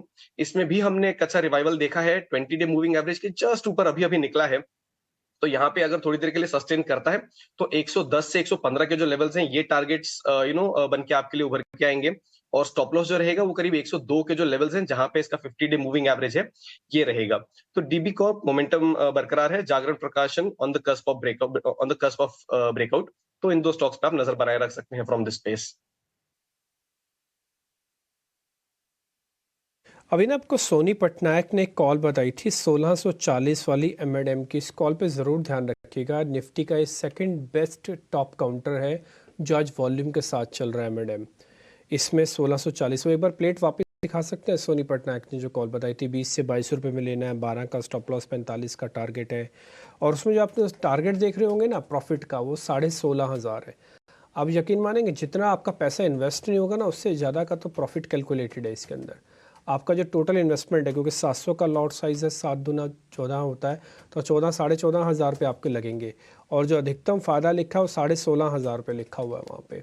तो एक अच्छा ट्रेड बनता है, बस थोड़ा सा आपको एक ही चीज़ का ध्यान रखना है, रिस्क रिवॉर्ड कैलकुलेट करके चलना है। और कुछ मैं फिर से बोलूँगा बार बार कि हमारा काम है बार बार पूछना, एनालिस्ट का काम है बार बार बताना, लेकिन शेयर का चुनाव करना आपका अपना काम होगा। आप इसमें ज़रूर ध्यान रखिएगा, कन्विक्शन के हिसाब से जाइएगा। आज का सेशन ज़्यादा शेयर लेने का नहीं, ज़्यादा शेयर सिर्फ देखने का है, और जहाँ जहाँ आपको ट्रेड ठीक लगता है वहाँ लीजिए। बाज़ार खुले हुए ना करीब करीब 1 घंटा हो चुका है, और इस 1 घंटे के अंदर आप इंडाइसिस को अगर मैं आपको चेक कराऊँ ना तो कुछ खास बड़ा मूवमेंट नहीं है, 100 पॉइंट भी निफ्टी नहीं हिलेगा आज। तो थोड़ा सा ध्यान रख के ट्रेड करने की ज़रूरत है, और कुछ नहीं, बस मैं इसी चीज़ को बार बार आपको नोटिस करवा रहा हूँ। आगे बढ़ते हैं। कुछ एक बार जरा आप एक शेयर चेक करेंगे, बैंक ऑफ बड़ौदा।